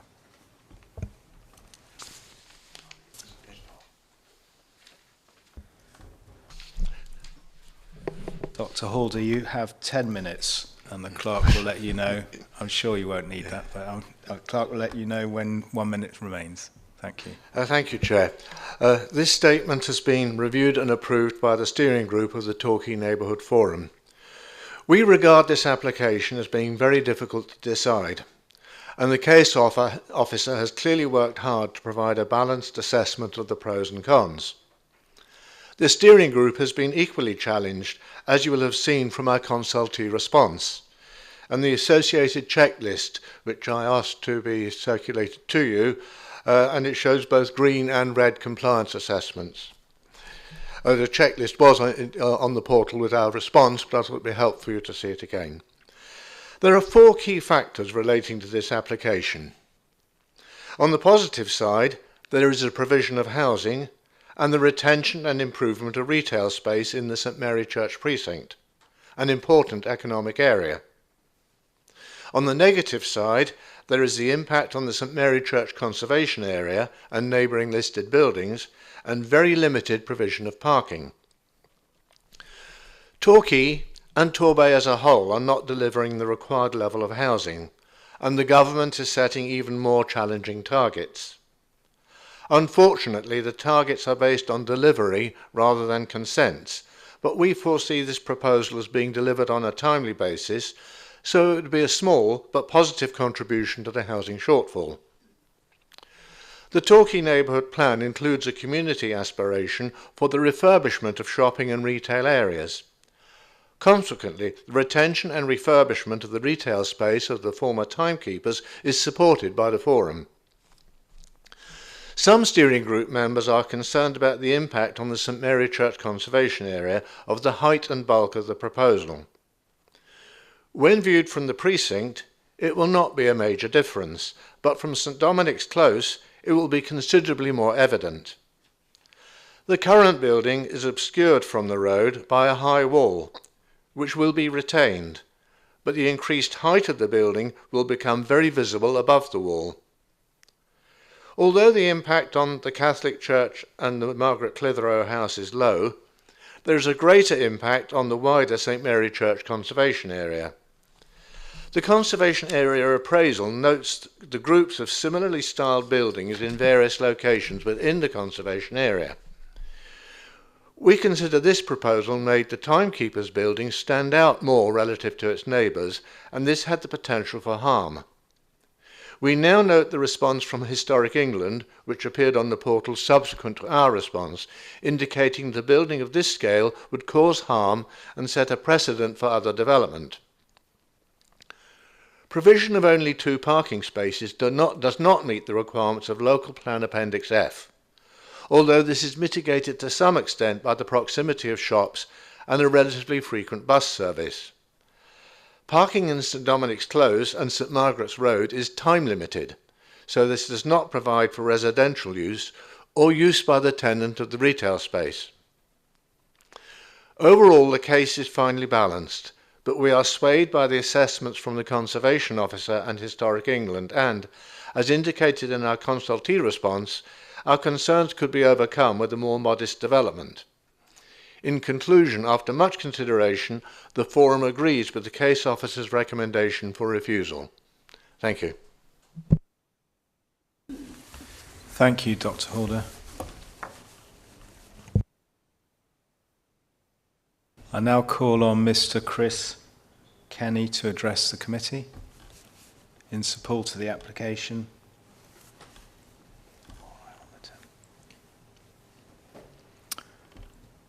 Mr. Kenny, you have 5 minutes. Thank you, Chair. And the clerk will let you know when there's 1 minute remaining. Thank you. So the building is an existing 3-storey building, the only flat roof building of its type on Fore Street. As you'll have seen from your visit today, hopefully, that it's in a terrible condition. It's derelict, unsafe and unoccupied. So currently it's causing a great deal of harm to the conservation area, and this proposal offers a great opportunity for change. These photographs illustrate the amount of investment that's required to turn this building back into use.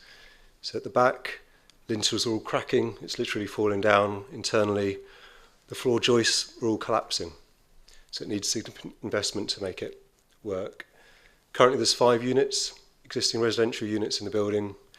Our client would like to just add 1 additional unit in order to make the viability stack up. And our client is both financially and emotionally invested in the area, having delivered 100 or so units. The frontage is quite grand. At the moment, the shop front is empty, so it's being let down by its vacant nature, and the flat roof you can see at the top, which stands out like a sore thumb with the metal railings at the top. Our proposals internally are quite simple. So the existing plan, which is at the top, shows you that the layout is currently non-compliant with building regulations or space standards. We've got a crazy windy staircase and a very undersized single bed apartment at the back. So our proposal is quite simple. We just replace the staircase with a compliant stair and the compliant size 1-bedroom flat at the top with an inset balcony in order to meet planning requirements for private outside space. So this is a plan of St Dominic's Close. Back in the 1930s, I think this OS plan's taken from, so just to make people aware that this isn't a historic streetscape. St Dominic's Close was created in the 1960s in order to provide access to the Fore Street retail units, and as such it's a really poor quality street environment. You've got backs of service yards there, no passive supervision on that street. And just to note that historic priory buildings vary between 2 and 4 stories, but they're grand floor-to-floor heights, they're not residential floor-to-floor heights. Just in terms of the wider context, so our site's highlighted in yellow there. Next door you've got a 3-storey building with a pitched roof, and then the other red highlighted buildings are also 3-storey buildings on Fore Street, which are also 3 stories with pitched roofs. Just to illustrate that point, this is a photograph from the top of Fore Street looking down. You can see our site at the end there. So these are 3-storey buildings with pitched roofs immediately in front of you, and you can't really see the roofs of those buildings given the close nature tight nature of the street. And for comparison, the floor to street to eaves level are comparable with our proposal. The rear elevation on the top left shows you that we're increasing the eaves height by 1.4 metres. That's in order to provide level access from the back of the site to the entrance to the back of the building. That eaves height is comparable with the gable height of the next door building, which is at a lower topography. And all of that is set behind this stone wall. And just to illustrate the hipped roof nature of that development, the pitched roof of it is going to be set right back. So visually what you see from street level is the eaves with a dormer at the back, which that photograph from Fore Street demonstrates. We've provided some photo montages of St Dominic's Close. So this one's taken from the top of the street looking down, so you can see the 3-storey 42 Fore Street on the left-hand side and the large priory buildings on the right-hand side. That overlay shows you our building on the left-hand side. So 1 minute remaining. You can see it's set back behind that stone wall, and the eaves height is actually the same height as the comparable 2-storey building on the right-hand side. It sits 2 metres below the 3-storey priory building in the middle of the run, and then 4 metres below the building closest to us. And then quickly, the view from the bottom of St Dominic's Close looking back up, you see the building there behind the stone wall, behind the 2-storey building on the corner of the street, and then against the priory buildings, which are 2 stories high but comparable in eaves height because of the topography of the site. And then just looking at Fore Street itself, as planning officers mentioned, the visual impact is very minimal. You won't really see the roof or the dormers from close by. And just to pick up on again this point that this isn't the only three-storey building with a pitched roof in the area, there's plenty. And just to finish on that, this is an amazing opportunity to bring this building back into use. I'm afraid 5 minutes are up. Thank you very much.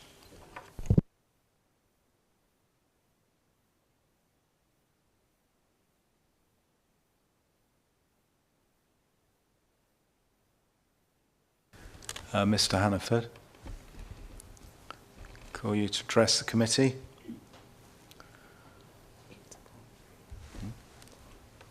In support.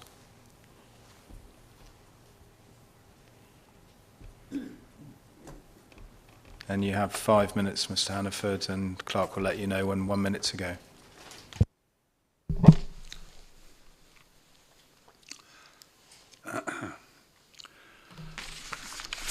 Torbay Civic Society is a charity established in 1976. Firstly, thank you, Mr. Chairman, for allowing me to present our support for the planning application before you from McCarthy Contractors Limited. The main mission of all civic societies is to protect, conserve and enhance the heritage and civic design of any area. And although over the years we, in this area, have more often than not opposed planning applications, in this instance there is a clear need for redevelopment as the building is in extreme state of dereliction. In fact, having visited and walked the property both front and rear, it is my view that it is a dangerous situation. And if we have a hard or long winter, you will see the rear of the property collapse. To walk through and view the property at the moment as a whole is risky, if not dangerous.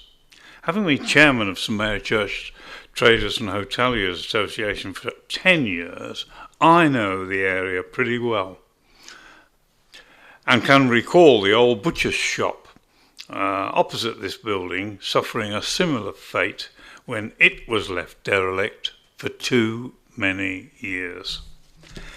Having already put the proposed McCarthy plans before my membership 2 weeks ago, I received a vote of 100% in favour, not a single dissenter.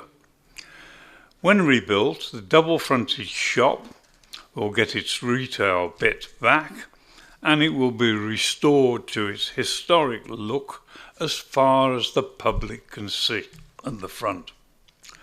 The mansard roof will be invisible from Fore Street, while again at the rear the multiple extensions and numerous roof heights there at the moment, probably non-compliant in modern day regulation, will all eventually be demolished.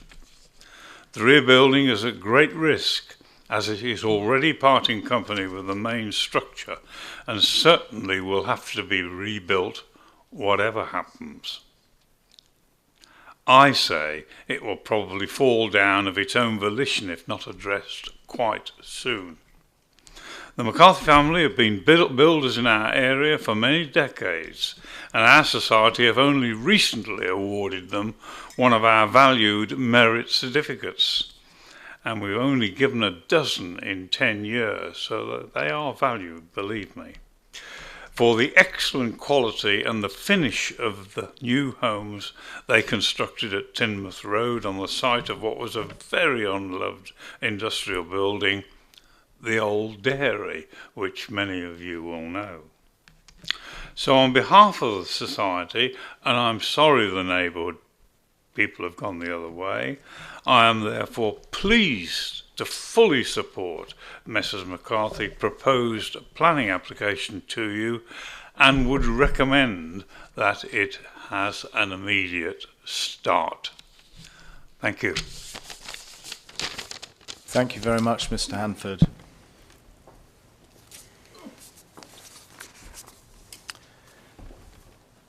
It's age, you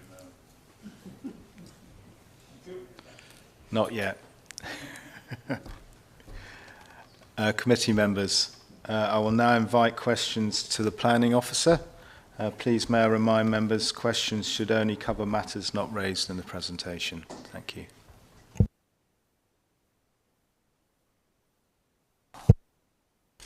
Councillor Darning. Thank you, Mr. Chairman. May I ask you, Sean, the height of the building is obviously a great concern. But am I right in thinking that that's not the highest building in the area, and how close are other buildings that are higher? I think that is right. The highest building along Fore Street that I'm aware of is number 11 Fore Street, which is opposite the site and a few metres down the slope. Number 11 is a red brick Victorian quay building. The applicant's agent has contacted me this afternoon to say that if planning permission were to be granted, then number 11 would remain about half a metre taller than the proposals. That isn't something I can check. I have checked and we don't have any plans for number 11 on our file, but certainly visually I think it would probably still remain as the tallest building along Fore Street. Thank you. Councillor Pentley. Thank you, Chair. My question being, the policies from both the local plan and the neighbourhood plan, which are cited in your report as the reasons for refusal, I've been trying to pour through both the local plan and the neighbourhood plan to find out how much, if at all, those policies take into consideration the current condition and state of any property.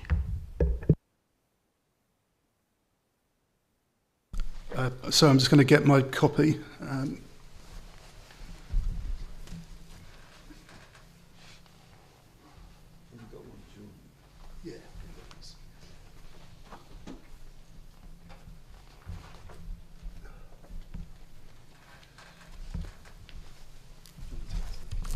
I'll answer it partially. You can. So certainly one of the policies within the local plan is policy DE4, which deals with building heights. And I'm not aware off the top of my head of any policy that refers to buildings, application of policies if buildings are in a state of disrepair. I can't, Jim might be able to answer that. But DE4 says that the height of new buildings should be appropriate to the location, historic character and setting of the development. New development should be constructed to the prevailing height, most commonly occurring height, within the character area in which it's located, unless there are sound urban design or socio-economic benefits to justify deviation from this approach. So I've read that one out because it kind of alludes to circumstances where there's some deviation allowed, and the socio-economic is, I think you could link that to the state of a building. But Jim, did you want to add to that? Thanks, Sean. It's all part of the planning balance that's really clearly defined in Mr Davis's committee report, that balance that he's done to weigh up against condition, thinking about viability, thinking about public benefits, thinking about heritage and visual harm. So it's part of that balance. So it is kind of nuanced, but it is in there, I think, if you read through and take it all and consider it as one. Thank you. And I think, actually, Ms Blackwell, you've addressed my supplementary that I was, through you, Chair, going to ask in terms of, because I'm just trying to, you know me, I like to have crystal clarity on those policies that are applicable and we're applying to any given application. But like you said, the answer lies in the balance, because I was going to say, obviously we would be having a different conversation, I think, later on if the condition of the property was mint right now as opposed to the condition that we've seen in the presentation. So thank you. Councillor Bye.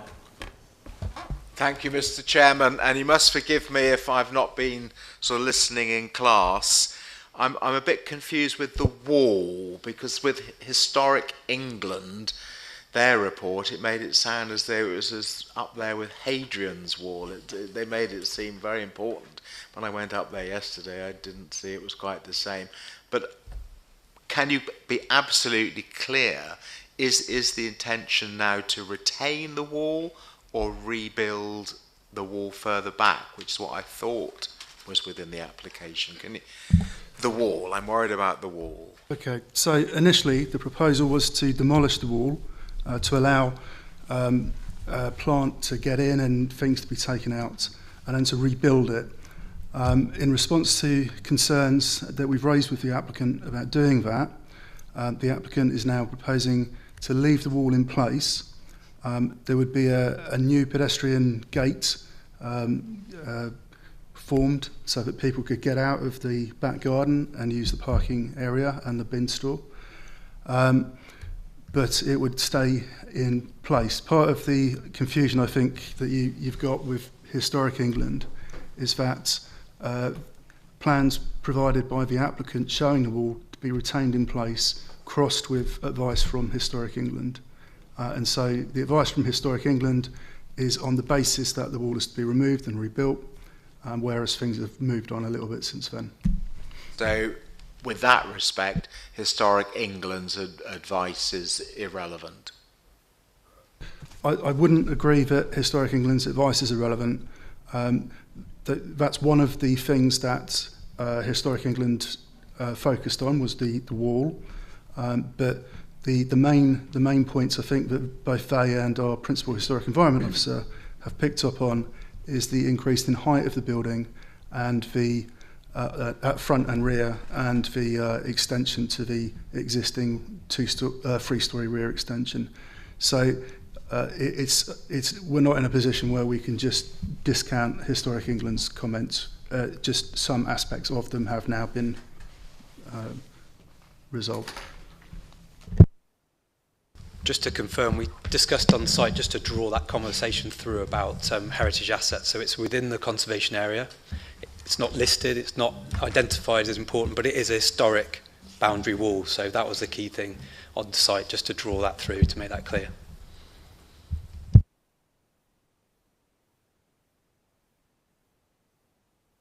Councillor Billings.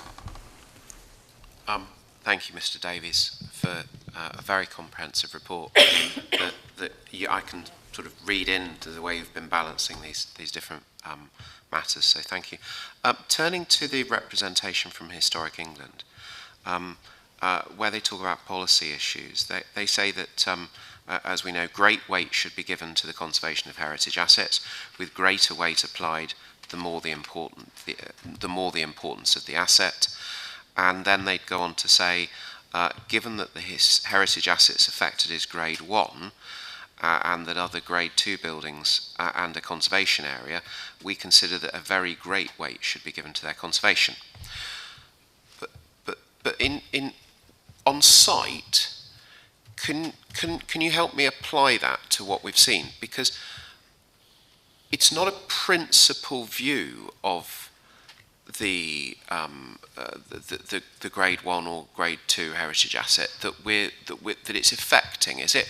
How did you apply that in relation to it, and draw it out so I can fully understand what English Heritage are communicating, please? Okay, so I have to be sort of clear. I have accepted the advice from Historic England and our own heritage advisor for what it is. I haven't sought to challenge it, and I don't have the qualifications or the experience to be able to do that. When I've looked at it, St Margaret Cliffrow House, which is grade 2 listed, is not the most attractive grade 2 listed building that I've seen, but it is a grade 2 listed building, and it's directly opposite the sites on the other side of St Dominic's Close. The grade 1 listed church is a bit further up the road, and is obviously, I think it's about 50 metres away from the site at the moment in a direct line, and would be around 45 metres if the application was to be approved. But it is in a very good condition as far as I can see, and I have just accepted that the advice from Historic England that the proposal would damage the setting of both buildings. It's seen as an ecclesiastical complex, isn't it? So when we were on site, we looked up and down, we saw it changes and evolved from the church, and it works its way down opposite the site. And that's why I think Historic England and our principal Historic Environment Officer have mentioned the wall, that relationship between the tight relationship, and Mr. Kenny said as part of his presentation, you know, that is a new route that was in, but it's a new route that has quite a lot of privacy. There's a clear hierarchy of buildings and structures, so there's the 4-storey proposed, that's drawn out to the rear, and actually on a granular level you can see lots of lower level extensions. They've all been extended out the back of those properties, but this one, according to Historic England and our principal, is at a much higher scale and a larger layout, so it's completely infilling those gaps. That's why it's completely different from the current extensions that you've seen at the back of this property. So it's just seen in the complete round. It's seen as the ecclesiastical complex, which runs all the way down the line, and then the back of all those properties, which runs on the other side of the road, and there's sort of relativity between each other in terms of height, particularly the way St Dominic's Road, away from the complex, sit low behind the wall. So it's a package. Thank you, that was helpful. Mr. Davies, Mr. Blackwell, thank you.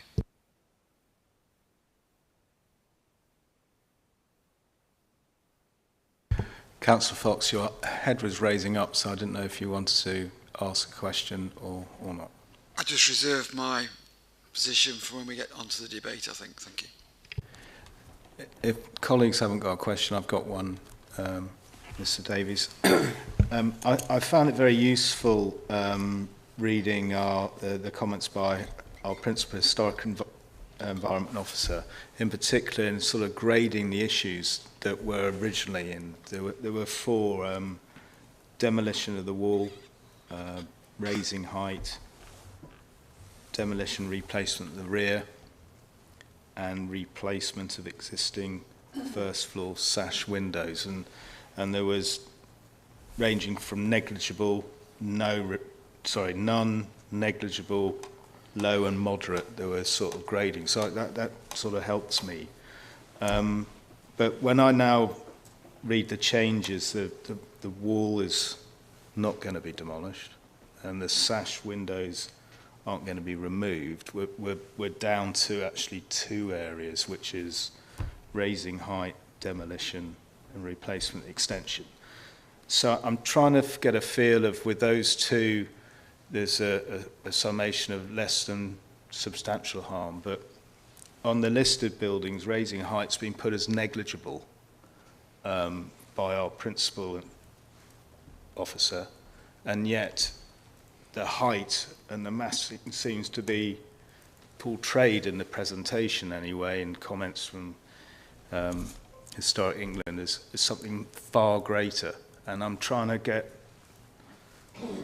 a bit more of a feel of that. Negligible sounds, you know, pretty nothing to me, but yet it seems to be potentially more than negligible. Can you just?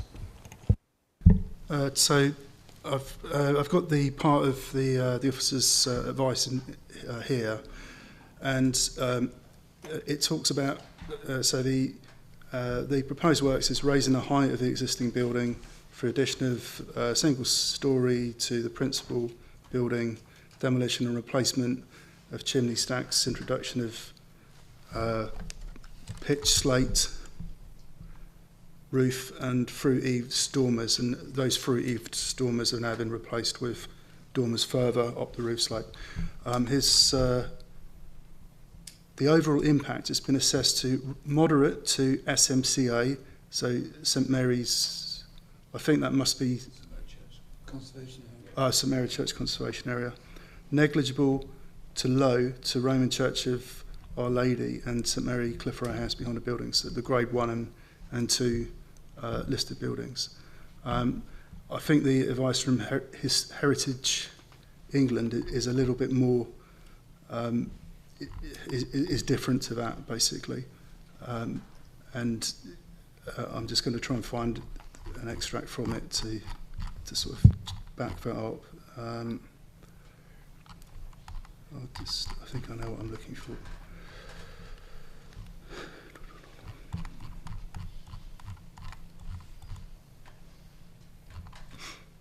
Okay, so it's quite a long response, so I'm just going to have a look at flow extension.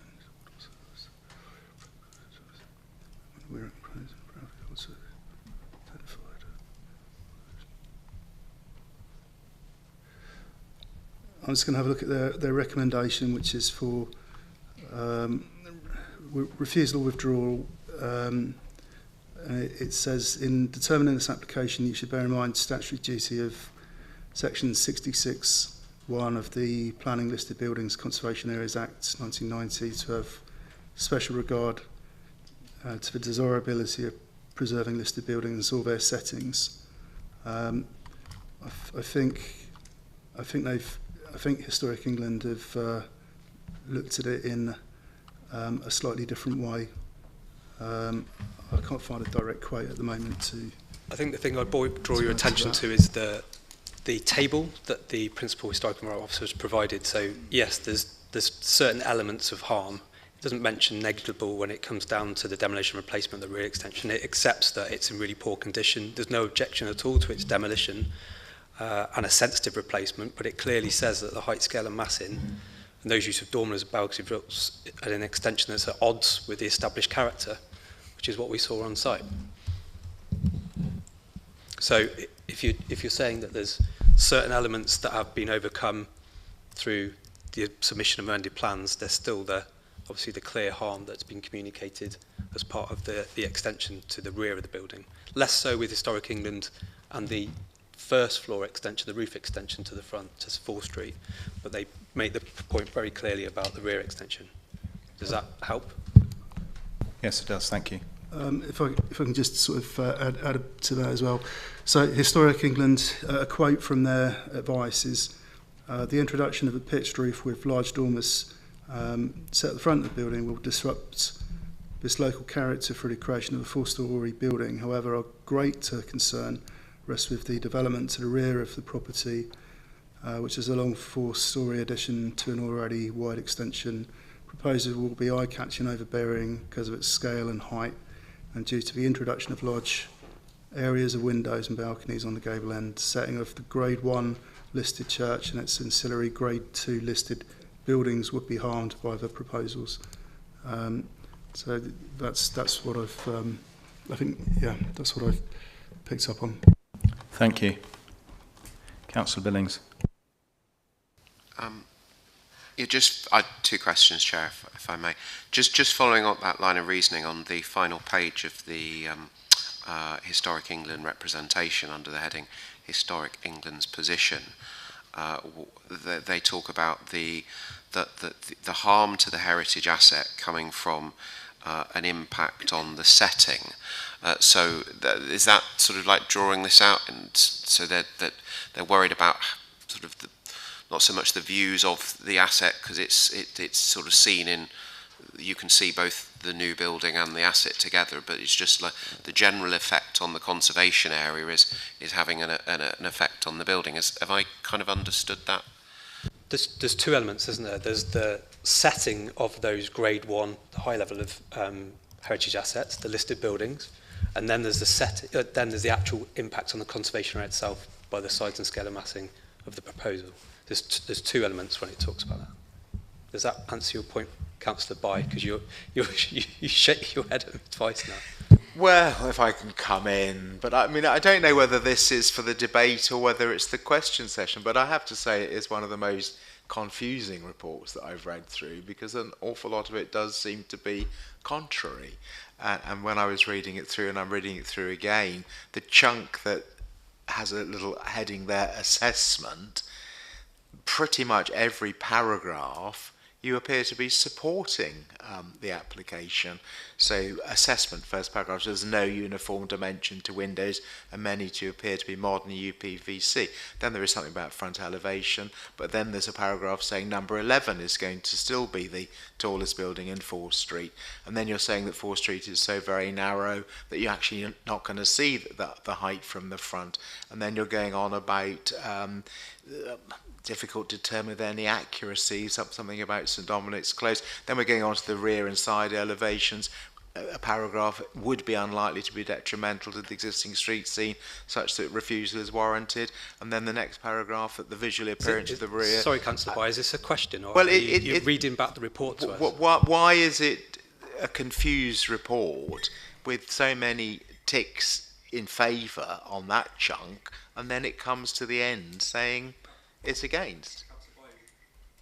Councillor Billings has said how well Mr Davis, the case officer, has put the report together. It's a fine balancing act, which you've heard from Dr Halder as well. He's going through the motion, going through each aspect, drawing out what is appropriate, what's not appropriate, and coming to a conclusion, which is largely swayed by heritage matters. So it's quite a clear report if you read it in the whole.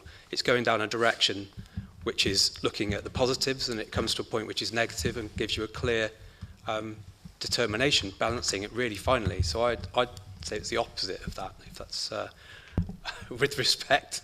Just to, I consider myself well and truly told off, and I will nonetheless dust myself off and make those points again even more eloquently in debate. I think it's very finely balanced.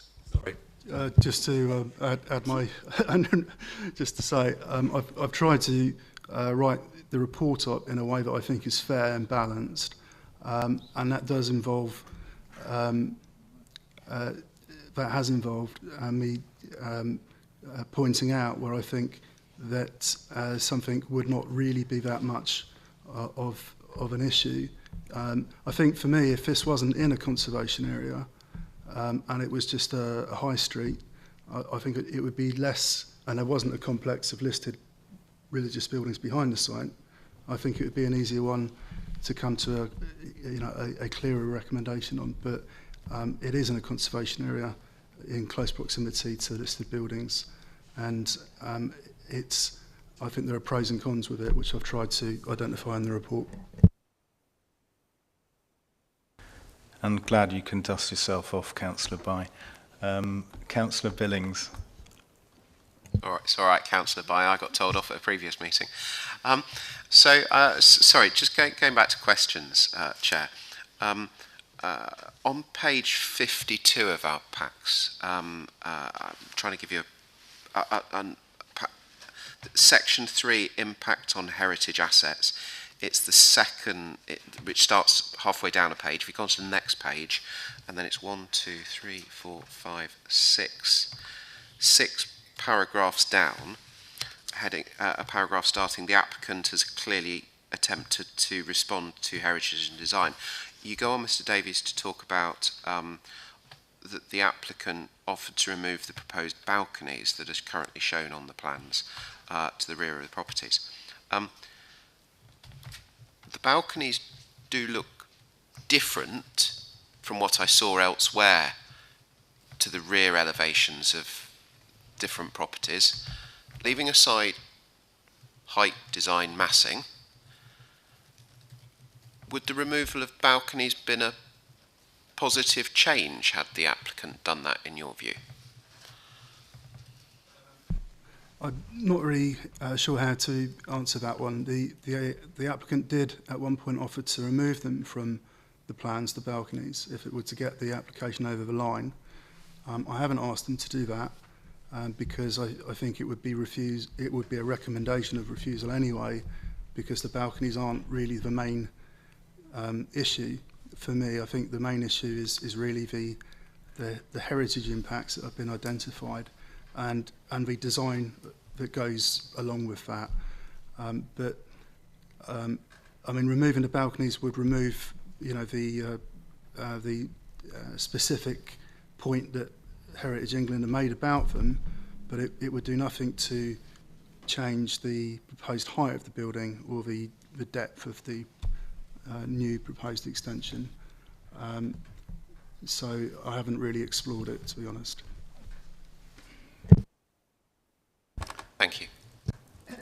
Colleagues, any further questions? Because before you do, Jim, yeah, I suppose I wanted to just look a bit at that area, because that's, yeah, everybody knows I'm pretty keen on our heritage, and so I value what Historic England always says. And I notice that it says the proposal be eye-catching and overbearing. So I was trying to think, well, what's the eye-catching bit and what's the overbearing bit? And in my head, I assumed the overbearing was, you know, size and scale, because they go because of its scale and height. So I thought that was the overbearing. But due to the introduction of large areas of windows and balconies at the gable end, so as Councillor Billings was saying about those balconies and an offer of them not actually happening, and there was a picture. I just wanted to check. There was a picture I saw of the looking at from the back road, and there was a window on the left, which I think's part of the first floor flat, and I just wanted to remind myself what that window looked like. Was that in the first or the second presentation? It was in the. It wasn't the CAD drawings. The 3D. It was the. The non-CAD one. Was it in my presentation? Or no, it was in the documents that are, you know, being provided. So one of the drawings. No, because it hasn't got the window to the left, Councillor. You got the balcony. To the left of the balcony is a big window, and then to the left of that there's the back window of a flat.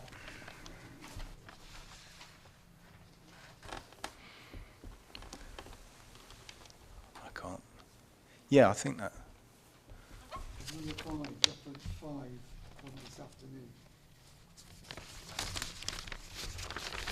Well, my question was that it seems to me that the window on the left of the flat is acceptable in design and everything. So I'm trying to think of, you know, if there's been an offer of not have the balcony and the large window is the one that's acceptable, you know, have we got a potential way put? So I just wanted to know if you could do that, Jim. We've had no pre-application inquiry on this scheme. We try and do those pre-application inquiries to make sure we have certainty with our schemes coming forward. You want certainty if you've got a scheme before you to determine. Thinking about, you know, redesigning that scheme or coming up with solutions now, I'm not sure that's for the questions, maybe it's for the debate, but we're under intense scrutiny in a planning team to make sure we get decisions out in a timely manner. And so the case officer, Sean, has taken the view that, you know, the offer's there, we're not going to consult because the planning committee is set. They've presented an application to us, and so it's your determination now, based on the facts you've got in front of you and based on that balance that the case officer provided you and the information we've heard from our speakers today. So the focus will be on that, I'm afraid, rather than finding solutions during the meeting, I'm afraid. Thank you. Thank you. Colleagues, any further questions? Fine, well, I'll just move now into debate time. Councillor Paignton. Thank you, Chair. I think this is very much the kind of application that planning committees were designed for. This is incredibly difficult, and I have real sympathy with the planning officer. It strikes me, that was kind of my line of questioning earlier about how much, if at all, these planning policies explicitly take into account the condition of the current site, which, as Mr. Blackwell said, that's for balance to do, the balance that we're applying now. I mean, a good committee should be kind of consistent in the way it approaches things, I think. In the past year, we've had 2 instances where we had the Hotel Virginia, where there was conservation concerns, which were cited as a reason for recommendation for refusal, which we agreed with. But conversely, we had the heritage, the wheel on the Torquay seafront, which we disagreed with the officers, despite the heritage concerns. So it's a difficult one. I'm not quite sure yet in my mind. I'm mindful of the fact that, according to the report, only 2 representations received against the application. I think that should be part of the balance. And I do, again, also part of the balance, I think, is that kind of perception in terms of, you know, the average person on the London Omnibus thinks of a site that's deteriorating, and if they discover that a committee refused against it, it prevents something to improve that site as they may see it because of conservation concerns. I think the question or the comment that would come back is, what is there left to conserve, on this site? That's where I'm leaning to at the moment, but I will stop there because I'm sure others will want to contribute. Councillor Fox. Thank you, Chair. It is difficult. I agree with Councillor Penny. It's the sort of thing that planning committees are designed for. There's a planning balance to be struck. I'll just put forward a few factors that are uppermost in my mind. The first one is, and I think that this is relevant, that we are in the process of looking at the local plan again. And one of the bits of advice that the inspectorate has already given us, and it's a phrase that keeps on coming up, is leaving no stone unturned. And I believe we've got a stone here to unturn. We've got encouragement from a number of quarters now to look at increased densification as one way through our very difficult problems that we've got. And in this area, in the middle of St Mary Church, we have a variation of roof heights, and we have some that, or at least one, that is higher than what this one's going for. And I think I would say that the diversification, densification, is something we have to look at in this case. I think secondly, the vitality of St Mary Church precinct is very special. And some of the speakers have already said this, and I think it's in danger if we're not careful of allowing certain buildings to fall into disrepair and to erode that vitality and viability. And I think it's critical, and I think the 6 new dwellings proposed will firstly meet need. And again, gosh, do we need housing in Torbay? But secondly, it will also add to footfall within that sensitive area. And I think that's another important factor. Then, looking at the impact, we've already, I think, got broad measure agreement that on the main pedestrian highway through, you almost can hardly see it. But on the St Dominic's Close, the word I've used today is it's unprepossessing. It detracts from the quality of the conservation area. There's currently, in my view at least, a negative impact on the buildings around. Having said that, I think the building immediately opposite, the Grade 1 building, I can't for the life of me see why the Grade 2 building, I can't for the life of me see why that is in fact Grade 2. I just don't understand that. We've got no key buildings on the eastern side. I think the most valuable thing on the eastern side is a stone wall, and that's not going to be kept. I think the pitched roof, I would welcome that. And I think it's my concluding comment really, is that in what's a very difficult decision, and I think the officers have done a good job in trying to pull this together. It's been difficult, and thank you for the attempts you've made. But I just think if this goes ahead and we allow it, it's going to be a real shot in the arm for the St Mary Church precinct. Thank you, Chair. Councillor Bye. Thank you, Mr. Chairman, and I differ with those who've spoken before. I don't see this as a difficult decision. It's an application that ticks so many boxes.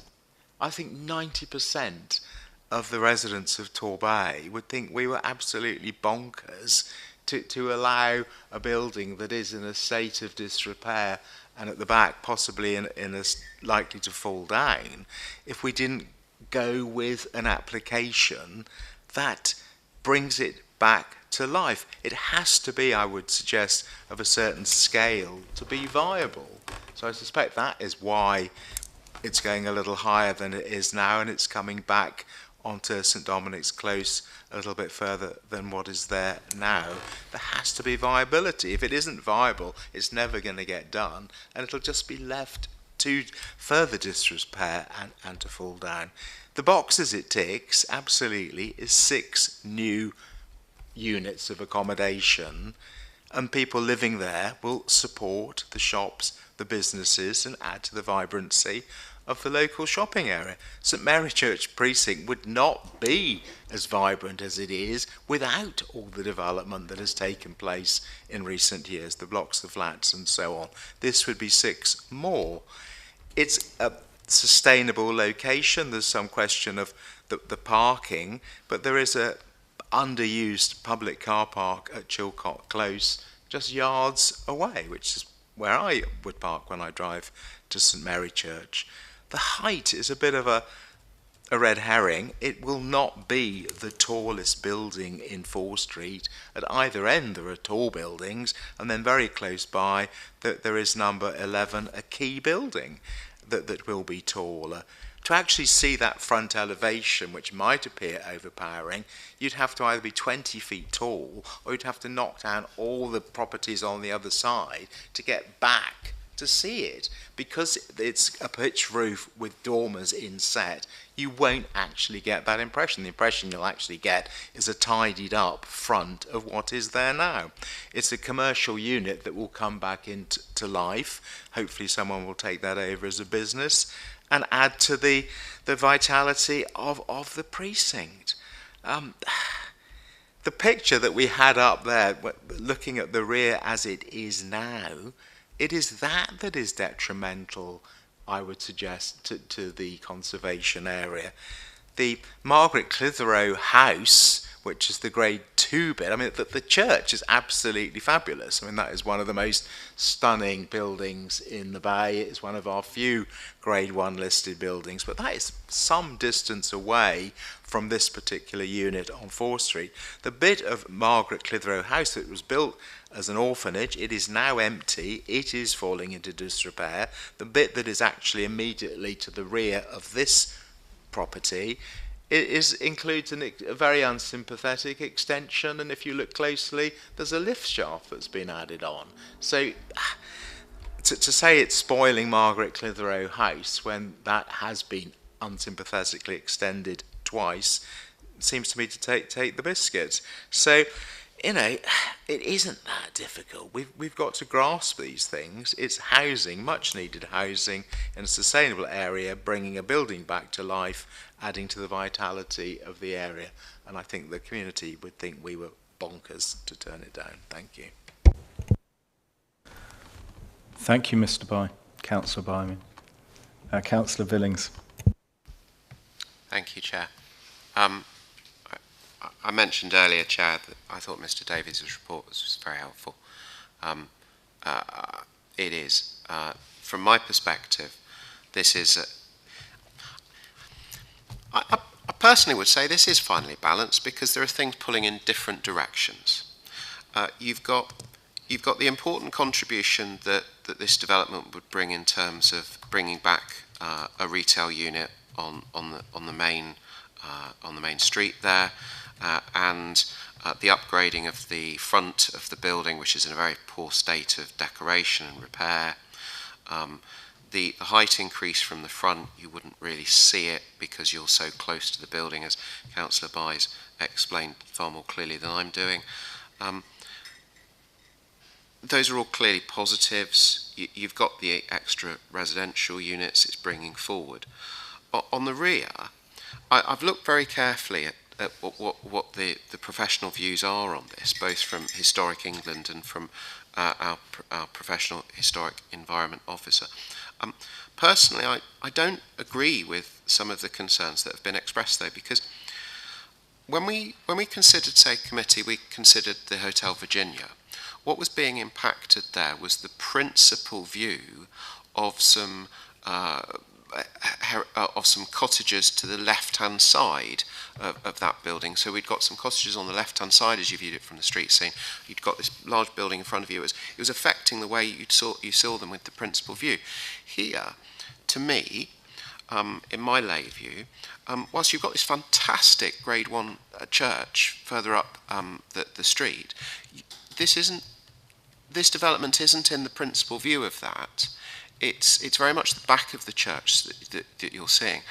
And given the physical distance between the two, I'm not sure there's that great impact. I appreciate this goes towards the general character and the setting.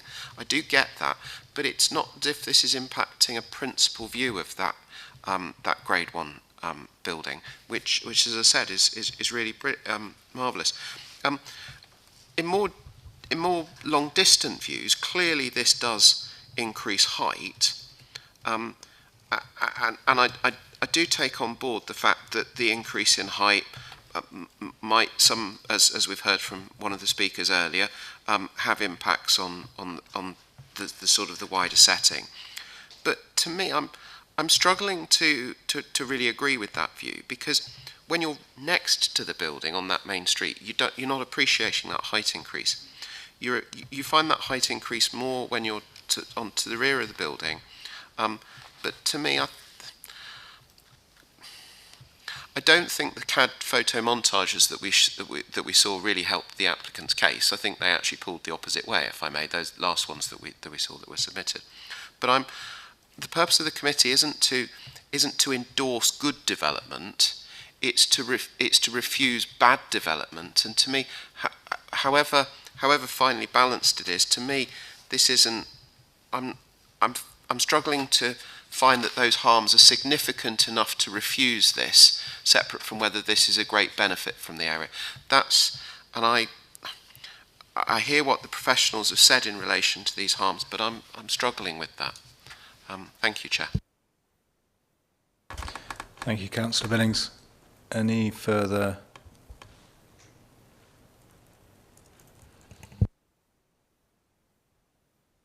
Councillor Pentney.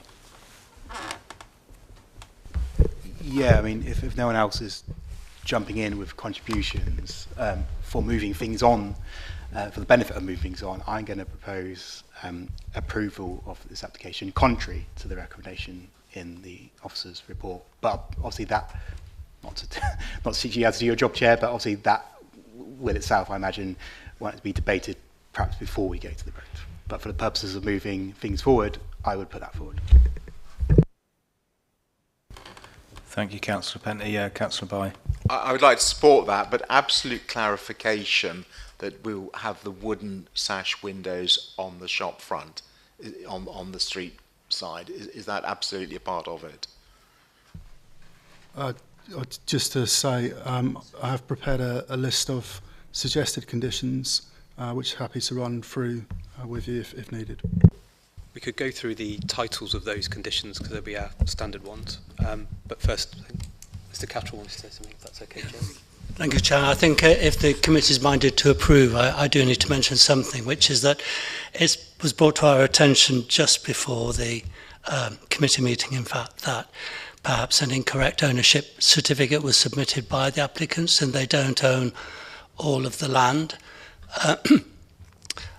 If the committee is minded to approve, I would suggest that that is subject to the divisional director being satisfied that no one is prejudiced by any errors in the certificate of ownership.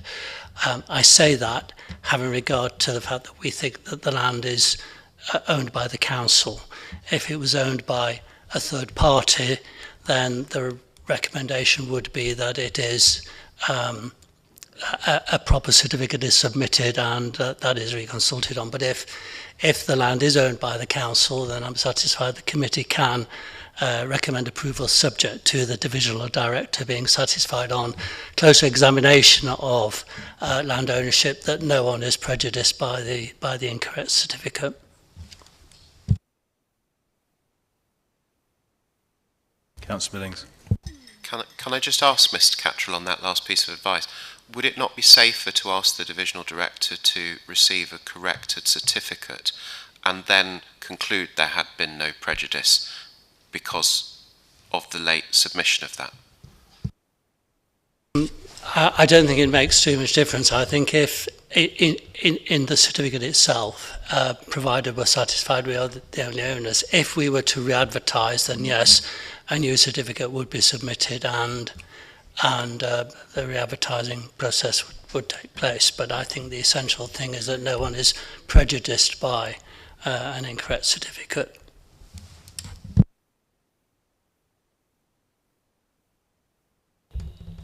Well, yeah, I mean, talk about chucking a spanner in the works, but I mean, as long as planning officers are confident that to pursue that course of action as suggested, which I probably am minded to do in terms of me as the proposer, as long as there aren't any known unknowns in terms of planning complications that this news brings with it.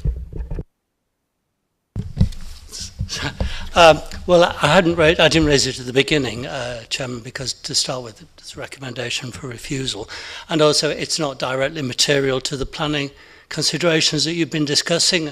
The applicant is entitled to submit an application in respect of land it doesn't own, and the committee would have to consider that. So the only issue here is whether there is prejudice to a third party, and in this case we think it's it is owned by the council. That is a separate issue, and it is not. I'm not saying that it's satisfactory because the land is owned by the council.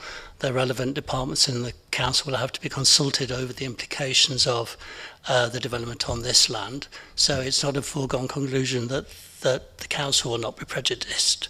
But it's not directly a planning matter for consideration of this application, and it would be expedient to do that rather than defer and delay a decision.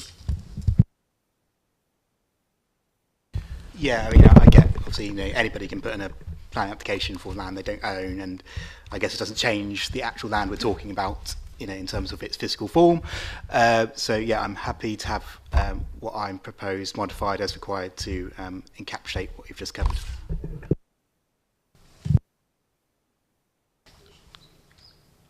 Would you like the case officer So to go through the sorry, conditions? and we did and the conditions. I think the case officer was about to read out. If we could hear those, please. Okie dokie.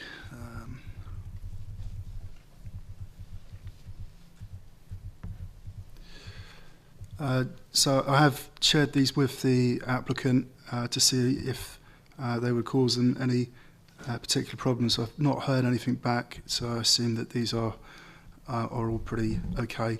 So the first one is archaeology. It's a standard pre-commencement condition. The next one, construction management plan. So again, a standard pre-commencement condition, and that's just like hours of working and things like that. Construction traffic management plan. Again, that's pretty standard, and that's just where a vehicle is going to park, and I think we need that because St Dominic's Close is pretty constrained. Ecology. No, again, pre-commencement, no development until a full mitigation licence application has been made to and approved by Natural England. That's to do with the presence of the bat. Roofing materials. So prior to any roofing materials, a standard, a sample to be submitted and approved. Joinery. No windows and doors until joinery details approved by the LPA. Materials, buildings to be clad in the material shown on the plans. Obscure glazing for bathrooms, privacy screens for the two balconies in the rear at the first and second floor levels to prevent overlooking. Parking, so no occupation until the parking has been provided. And each space to be allocated to one of the two-bedroom flats. Bike store, no occupation until provided. Bin store, no occupation until provided. Drainage to be provided in accordance with the submitted drainage plan. Existing self-seeded sycamore trees to be replaced with pear trees. Prior to first use of the site vehicle crossover along St Dominic's Close to be provided.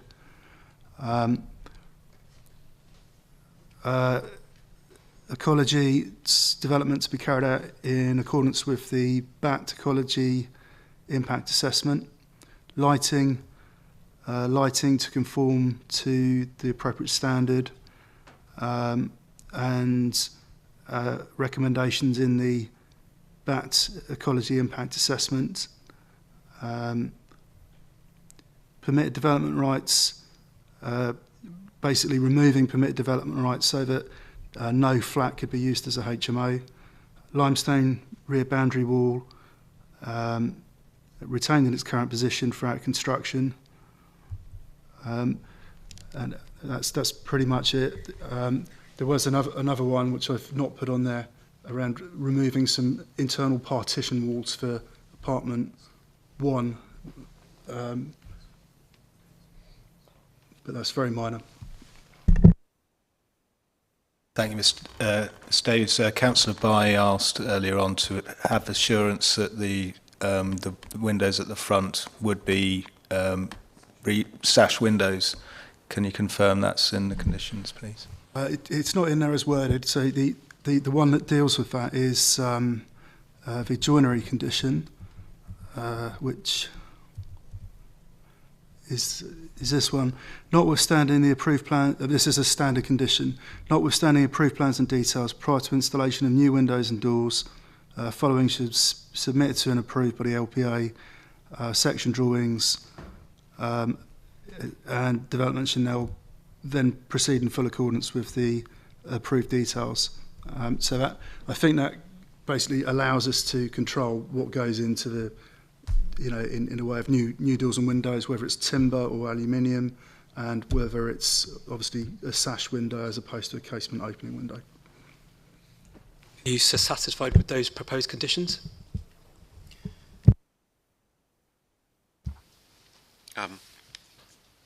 Sorry, shouldn't that be towards me as the mover?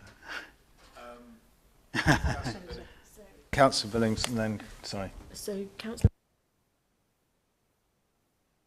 Councillor Paignton and Councillor Bye, as proposer and seconder, need to be happy that they are prepared to include those conditions within the recommendations. Yeah. Councillor Bye, Councillor Billings, is yours a question? Yes. So, I've got a couple of queries on those. Where we talk about materials, we haven't specifically referred to slate, natural slate for the roof. I think the expectation, given where it is, we probably would want to do so. Yeah, happy to amend it. The condition as worded refers to the elevation drawing, which does identify it, I think, as being slates. We've got a separate condition on to agree the type of roof slates, but I can amend that to specifically refer to a slate roof. Okay. The second one I got down, lighting. I didn't have time to read it fully, Mr. Davies, but we don't have a interior lighting plan and a calculation showing what areas will have greater than 0.5 lux outside the building. Bearing in mind we've got bats, that might be a useful thing that the developer could do. In other words, to evidence that their interior lighting isn't producing light spill outside the building. The BAS Ecology Impact Assessment sets out a number of things that should be included, that should be sort of adhered to in terms of lighting. I'm not sure we need to go further than that, providing, and I've referred to it here as being lighting must conform with a standard that the applicant's ecologist has identified, and the recommendations in the approved report. The recommendations are a series of bullet points as to what it should all be. Okay. I think that's probably enough. That's fine. That's the first compliance condition that you can see at the top of the screen there. So. Okay. Thank you. And then in relation to the rear wall, the assumption is implicitly that the structure of the rear wall continues down to the new ground level, which will be below the current ground level. In the event it turns out that the wall doesn't continue down, have we got a condition that captures that a new bit of wall needs to be constructed to allow the wall to continue downwards to mirror the look of the wall at the top? We don't, but I can add that in. That's not it's not a problem. And also, given the difficulty of underpinning that wall, that requires some sort of capture of its design prior to that being started in the event they try to comply with the condition and the wall doesn't stay up. Limestone rear boundary wall condition there. You're on. The limestone rear boundary wall condition at the end there on the bottom of the page shown there can be adapted to include that. Thank you for pointing that out. We saw that on the site, so it's important. Thank you. That was my list. Thanks, Chair. So, Councillor Paignton and Councillor Bye, we've got the conditions, a couple of amendments to the conditions, and an extra one. Subject to those, are you okay to propose and second? I'm in awe of Councillor Billing's grasp of detail, and even more enthusiastic now to go forward and support this. Thank you. Yes, likewise, yeah. Yep. Well, I move to vote. Colleagues, all those in favour? Unanimous, Chair. Thank you, everybody, and call this to an end. Thank you. Application was approved.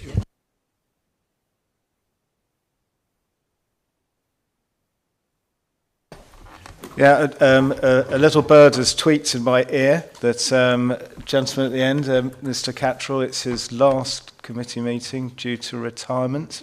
It's not because he hates us, which is good.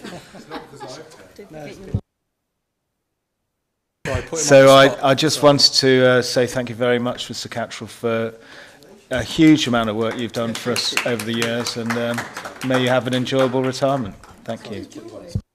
Thank you very much, Chairman. It's been a great pleasure. Thank you.